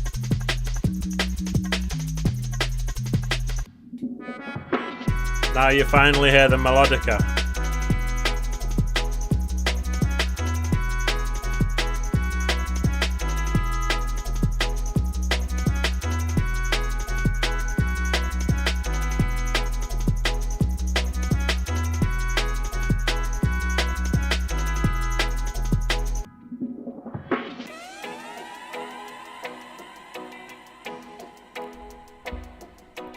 So as I was saying, if you're new here, welcome. My name's DJ Grace. I'm from the north of England and I live in Barcelona, Spain. And I've been making jungle and drum and bass for quite a while. I actually started off with dubstep in the late 2000s. Then I started making some like 140 BPM breakbeat jungle stuff. Started making drum and bass, liquid DNB, Raga Jungle, Dubwise. And on this channel I teach you how to make, how to use Ableton Live. So if you're interested, if you need some tips on how to use Ableton Live, subscribe to the channel. And I was saying before, if you are completely new to it and you don't know where to begin, subscribe to the channel because I'm working on a new complete beginner's guide to Ableton Live 12 that's going to be dropping next week.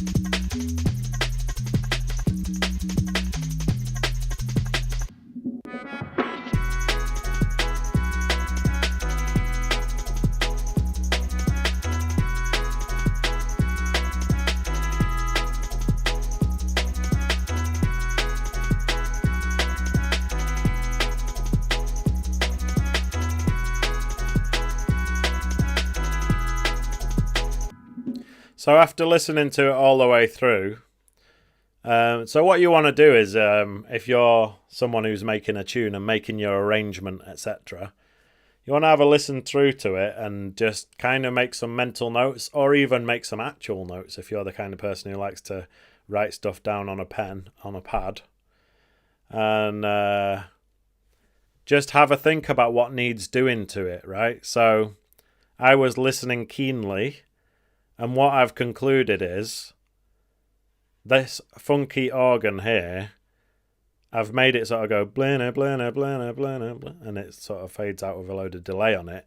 I feel like it does that too early. It should do it later. So what I'm going to do is I'm going to move that to there. It's taken its automation with it, which is great. And then we just copy and paste. What is it? Copy and paste this bit one more time. With a bit of luck, that's in the right place now.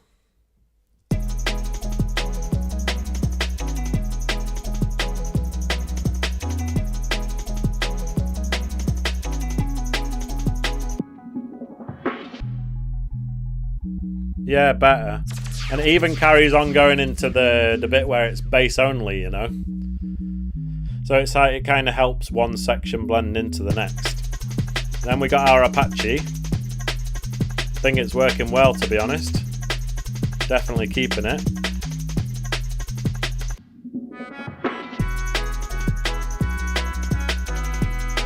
And sorry to either VIPU or Vipu, I don't know how to say it, but he said, have you used... I swear my eyesight, I always thought I had good eyesight, but I can't read it properly. He says something about Osiris, Osiris, I don't know how to say it, but have you used Osiris plugin emulator, whatever? No, I've never heard of that actually. But let me know what it is, and let me know if you would recommend it.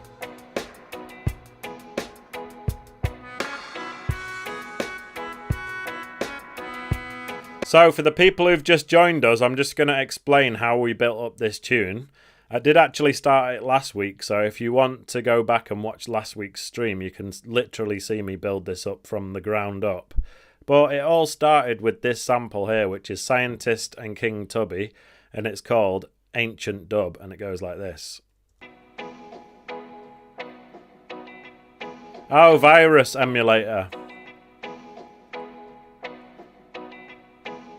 I haven't heard of that one, but obviously I know about the hardware virus synth and its historic place in drum and bass.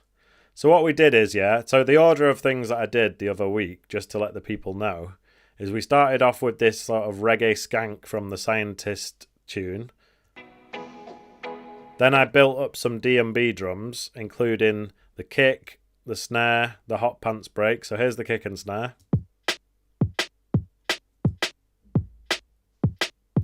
Here's the hot pants. Here's the think break.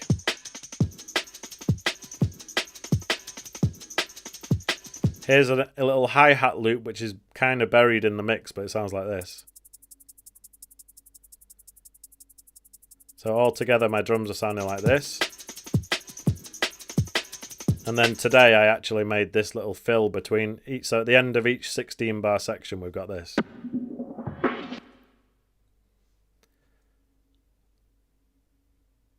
Yeah, so Vipu, VIPU, is saying that the virus emulator is free, and it's called, what's it called? Osiris or Osiris or something like that. So if you Google it, if you want a free virus VST, check it out. Make some hardcore savage drum and bass lines with it, and then jump in the chat and let us know. So that's how my drums are sounding. So last week, you know, as I was saying, we started off with the reggae sample. We built up the drums, and then I'm pretty sure that the next thing I made was this melodica, which it's made from a multi-sampled recording of me playing each note of the melodica, recording it with a SM57, putting each note into the sampler, which you can see here. These are all the different samples of the melodica, right? So you can see that they're all in there, and you just assign each one to its particular note on the keyboard, which you do here in this section here. And then once I'd got that, I actually drew in these notes and sort of played my own melodica like this. And once you put a load of reverb and delay on it, then it sounds very dubby. And then this week, I recorded this extra note with each one. So this is what the extra note sounds like. But when I play them both together, it makes a chord on that last note, you know. And then on the other one, it goes like this. See how it makes a chord, and it makes it sound very sweet. And obviously, with all that reverb and delay on it, it just sounds amazing. And the melodica, along with the scientist sample, just sounds really nice.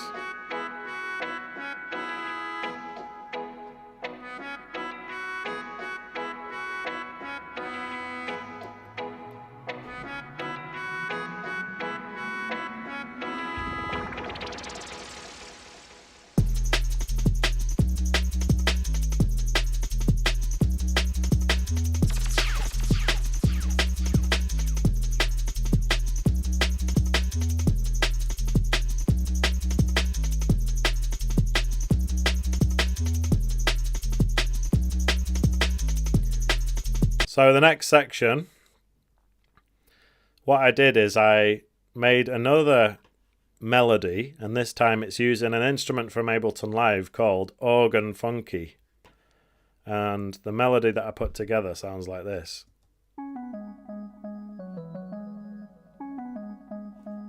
And with the scientist sample. And then I made this little extra section that goes along with it, which is kind of a fast, it's like a double time bit that goes like this. So all together. Actually, you know what? I feel like these maybe these should be staggered. So to do that, what I'm going to do is, if you press one note on the keyboard, it selects all of the notes that you've put in for that one particular key, right? So for example, if I press this G sharp here, you'll see that it's selected all of the G sharps along the thing. And then one thing you can do is just zoom right in and holding down Command, just drag it later just a little bit. And then if I get the B as well, holding down Command, just drag it later just a little bit. And then, and because I use the same MIDI clip for both, what I'm going to do is I'm just going to drag that MIDI clip down to this one, hold down Alt and let go, and that will have just made the same thing happen in this one too. So as you can see, it goes E, G sharp, B, but they're staggered. It's almost like when you strum a guitar, you're not hitting all the strings at the exact same time. You're hitting them like a millisecond later, you know. So there's 6 strings of a guitar, and the time from you've hit the top string to the bottom string is several milliseconds later, right? So kind of doing a similar thing. The idea is that if you were actually playing a keyboard or a piano, there's probably going to be minuscule differences between the different fingers all pressing at this, like they're not pressing at the exact same time, you know what I mean? So now it sounds like this. And with the scientist,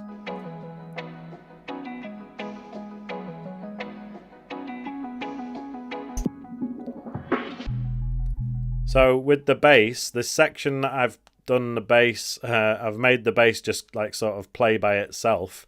I did a little bit of automation here. So the saturator type that I've used for most of the tune is analog clip. And then here, I've automated it so that it changes to sinoid fold, which is, it sounds quite different, right? So this is what the normal bass sounds like.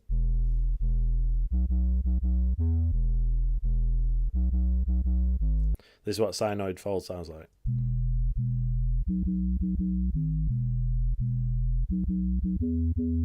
Sounds different, and it sounds quite nice, and it just gives it a different character. So in that bit where everything cuts out and it's strictly bass, then it's just got this new character which just adds something to the tune, you know what I mean?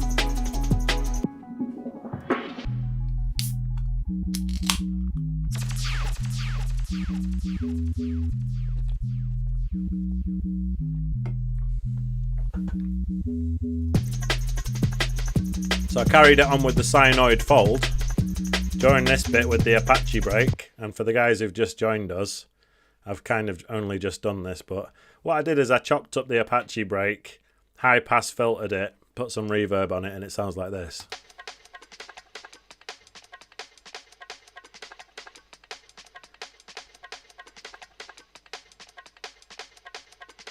So it just like kind of adds a little bit more breakbeat chaos to this one particular 8-bar section before we go back into the regular DNB drums.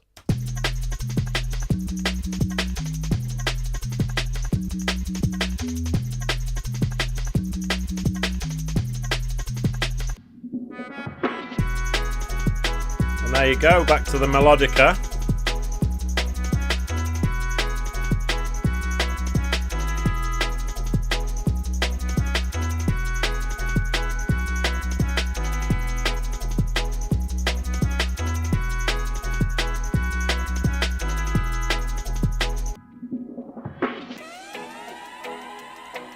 So I put in the title of this live stream, Arranging and Mixing.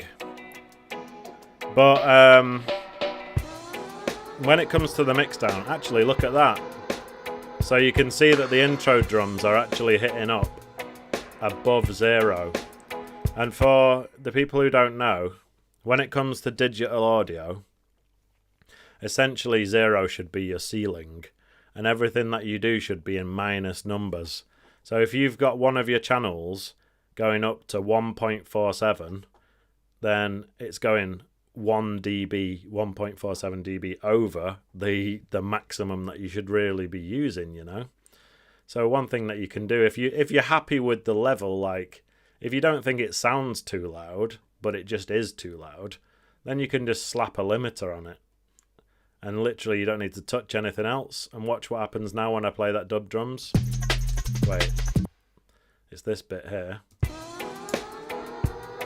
See how it's not going past 0 anymore, it's stopping at minus 0.3, and that limiter just won't let it go past, hence the name, is limiting the volume.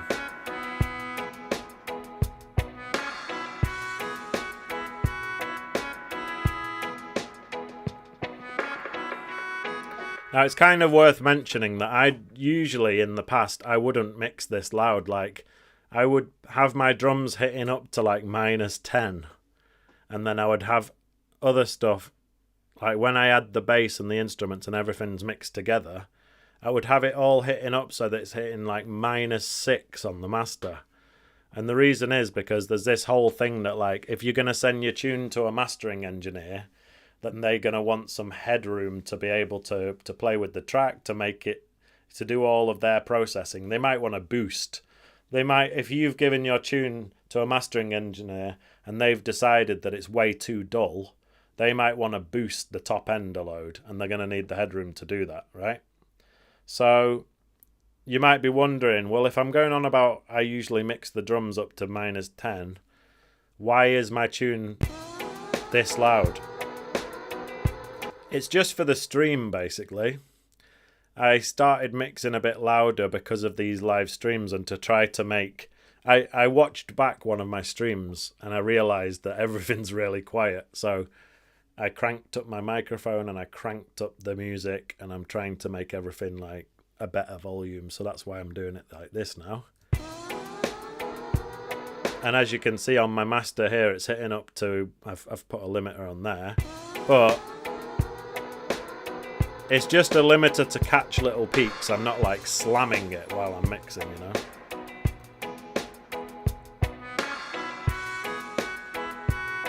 And like, I think that the volume of everything, so when it comes to the mix down, I think this is sounding alright. Basically what I would do at this stage is export it, and I would put it on my, I'm going to tell you my little process now. So what I do is, when I export a tune, I export it straight into a Dropbox folder called Previews. And that Dropbox folder, because I have the Dropbox app on my computer, it automatically syncs it to the cloud, which means that whenever I export a tune from Ableton Live, it's instantly on the cloud. And then I have the Dropbox app on my iPhone, and that means that I can just press export, it uploads it to the cloud, and I can just leave my house and go somewhere, like get on a train, go somewhere, and the latest version that I'm working on is just there for me to listen to. So then I can make mental notes, you know, so I can be sitting there on the metro or the bus or the train listening to my track, which I've just exported from Ableton, and I can make mental notes, or you can use the Notes app and make real notes about everything that you think needs changing. You could say the hi-hats are a little bit too quiet, the bass is way too overpowering. You can make all these little notes, and then you come back, make those adjustments and export it again. So that's what I do basically. So I make all the decisions about my mix sitting on a train somewhere, and then come back and put them into practice. And I don't know if that's... I've never spoken to anyone about this at all in my life, so I don't know if anyone else does it like this, but that's the way I do it. So let me know in the chat if you have any systems like this. Shout out Roughneck in the chat. So, is that something that anyone else does? Do any of you guys like export your tracks directly into Dropbox and let it upload to the cloud? Because this is just a system that I devised, and I honestly don't know if anyone else does this.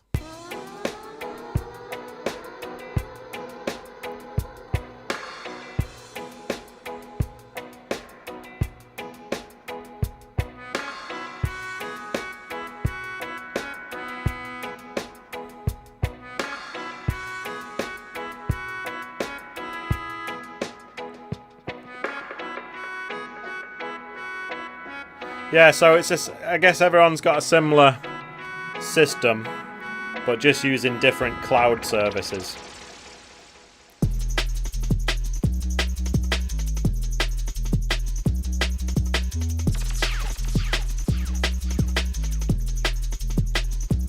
You know, back in the day before cloud, I'm going to show my age now, but back in the day before Dropbox existed or any of these services existed, I would literally export my tune, plug my phone into the laptop with a USB cable, put the WAV file onto my phone, and then I'd go around listening to it. So I was doing this technique even before the cloud services existed, but when they invented Dropbox, it just made things so much easier.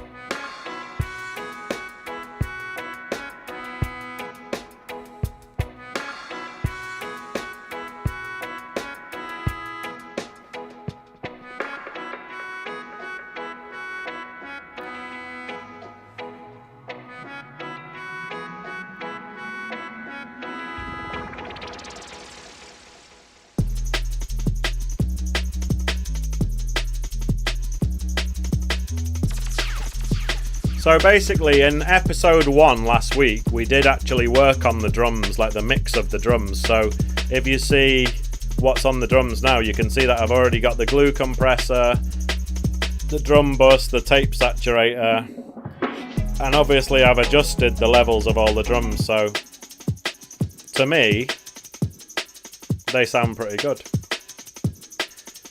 And I was saying last week about this damp control on the drum bus, which kind of tames the high end of the drums a little bit. And you can let me know in the chat whether you agree with me, but I think the top end of the drums is sounding good. It's not too much. It's not too bright, and it's not too dull. Right now, it's sounding pretty good. So here's the drums. Let me know if you think they're too bright or too dull or just right. And also let me know about the bass, like, if you're someone who's listening with a subwoofer, someone who's listening on some Beats by Dre headphones with far too much bass, let me know if you think the bass is overpowering or like too weak.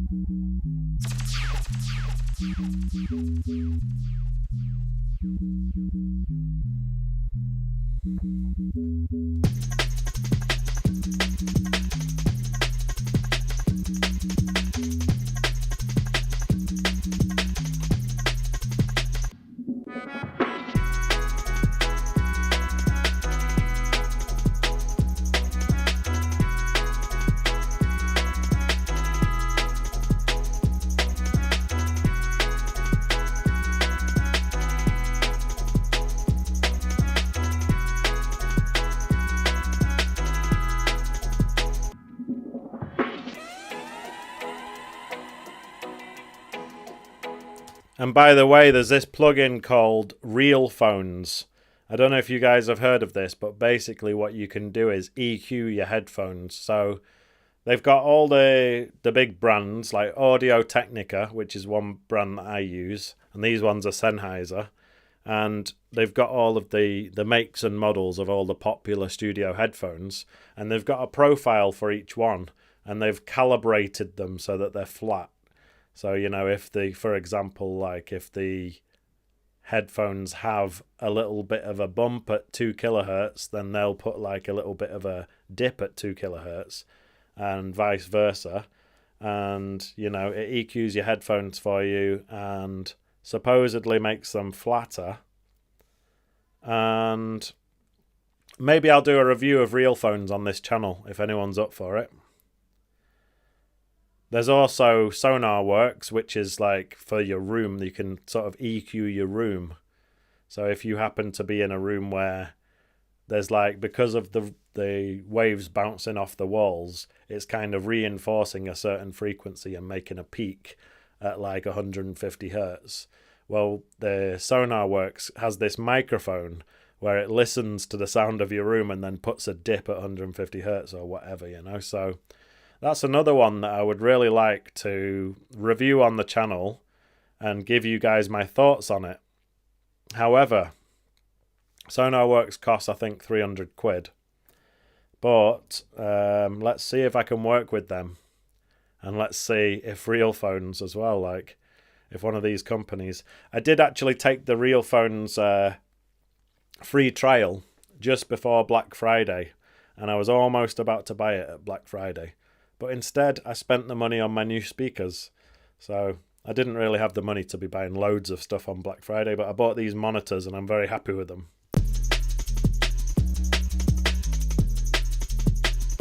Yeah, so I have tried out Real Phones.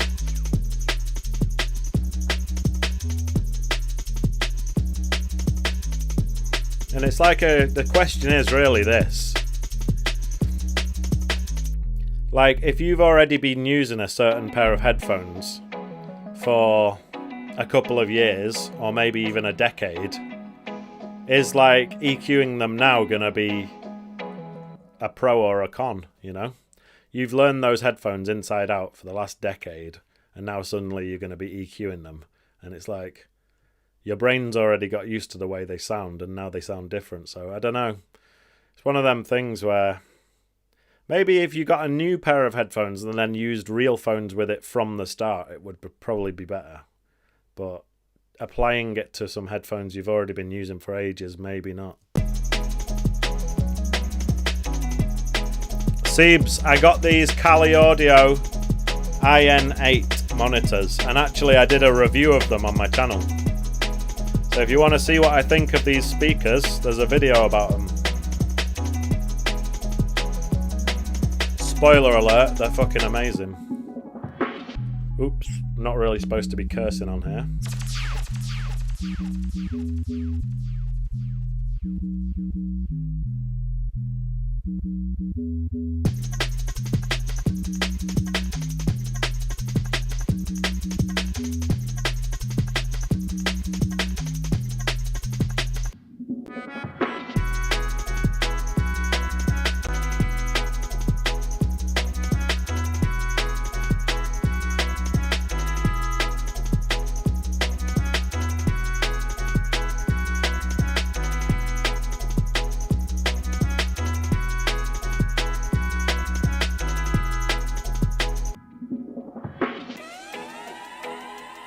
So that's about it, you know. that's how you arrange a Dubwise drum and bass track. Have any of you guys got any questions about it? So originally last week I was going on about I'm going to make the shortest intro I've ever made, but I went back on myself there. I've made a 32 bar intro, which I think for modern day drum and bass might be quite standard, or maybe people usually make them longer, I don't know. But it's definitely not 16 bars, it's longer than it was. So we've got essentially, you know, the 32 bar intro is split into two sections, and the first section is, you know, it starts off without even having the drums, it's just the hi-hat. Then we've got the Bob Marley roll going into the actual dub drums. So for the people who weren't here last time, it's Zion Train dub drums. And I've automated the reverb so that every time there's a snare, it goes up like that and sends the snare to the reverb. So it sounds like this. So it sends it a bit, then it sends it a bit more, then the lower one, and then on the fourth one it's like up to the max. So it sounds like this.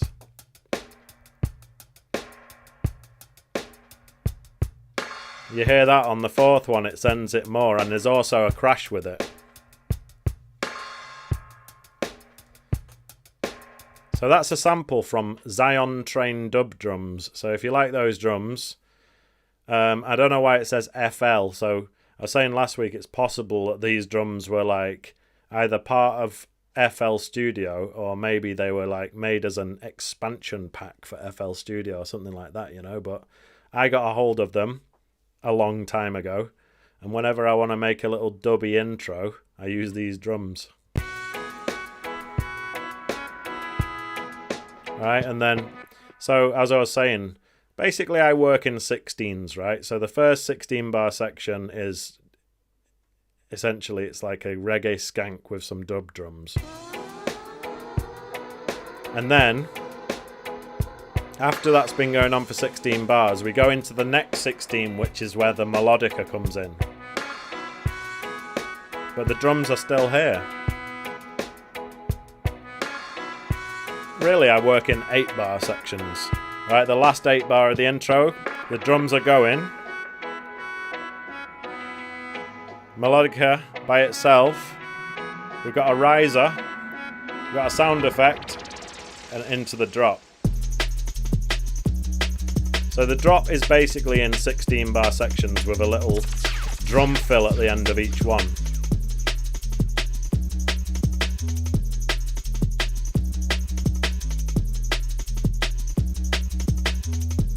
And there was something else I wanted to do. Before I go, I'm going to do one more thing.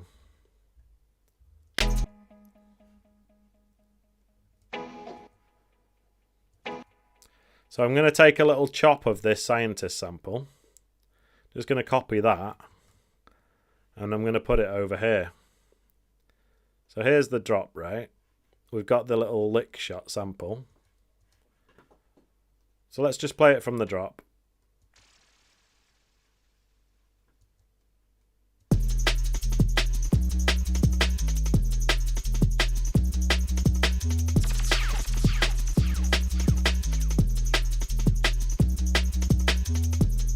And here I'm going to paste that bit of scientist.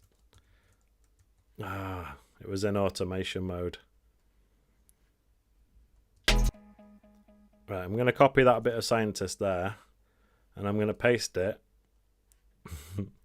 Let me play it from the beginning. Wait.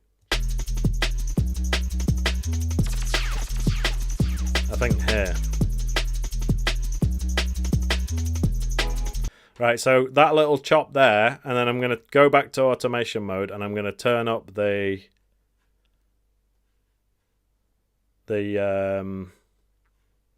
send C. Using this little pencil tool here, I'm just going to draw it up like that, and it goes like this. No, maybe not send C, maybe send B.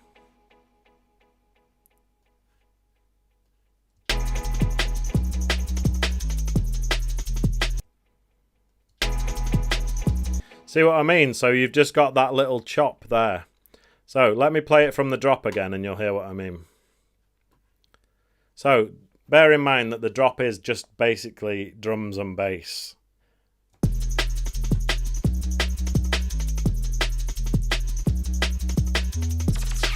And to spice it up, we've got the lick shot sample. And then just chuck that in there just as a little ear candy, you know.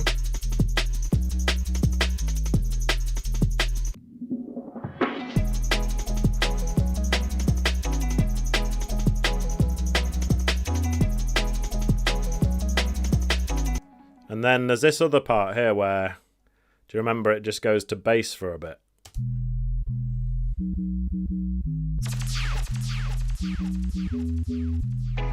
I'll throw it in there as well.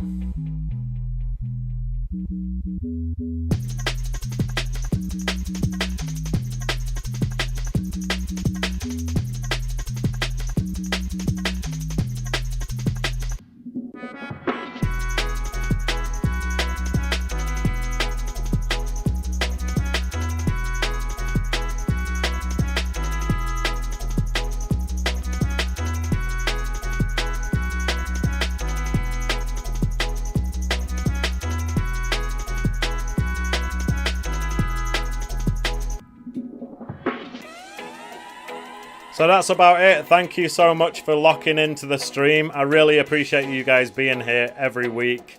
If you're new here, make sure you subscribe to the channel. Every Sunday evening at 8 o'clock, I go live and I teach Ableton Live. I teach various different genres, including jungle, drum and bass. I've made a dubstep one. I definitely have plans to make a grime instrumental tutorial as well. And I'm going to play the track till the end again, and then I'm going to go. So make sure you subscribe. If you want to be part of the private group, just join Grace Nation with the join button below this video.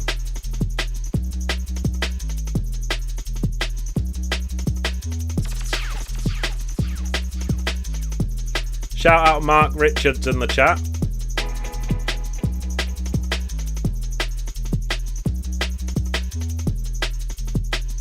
Big up everyone who's been in the chat, interacting.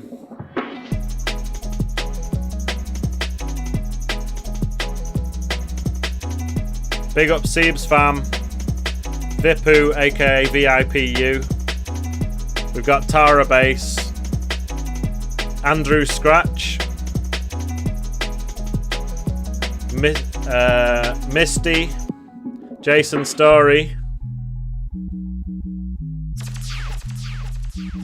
Shout out to Jessup John, Future World Machines. We've got a new channel member, Tanner Slider, and Misty joined Grace Nation as well. Shout out Paul K as always. And big up everyone who locks in on a weekly basis, I really appreciate it. And I hope you learned something, you know. And if you do, if you ever learn anything from these streams or from any of my tutorials, make sure you send us a link to what you've done, because I'd love to hear it.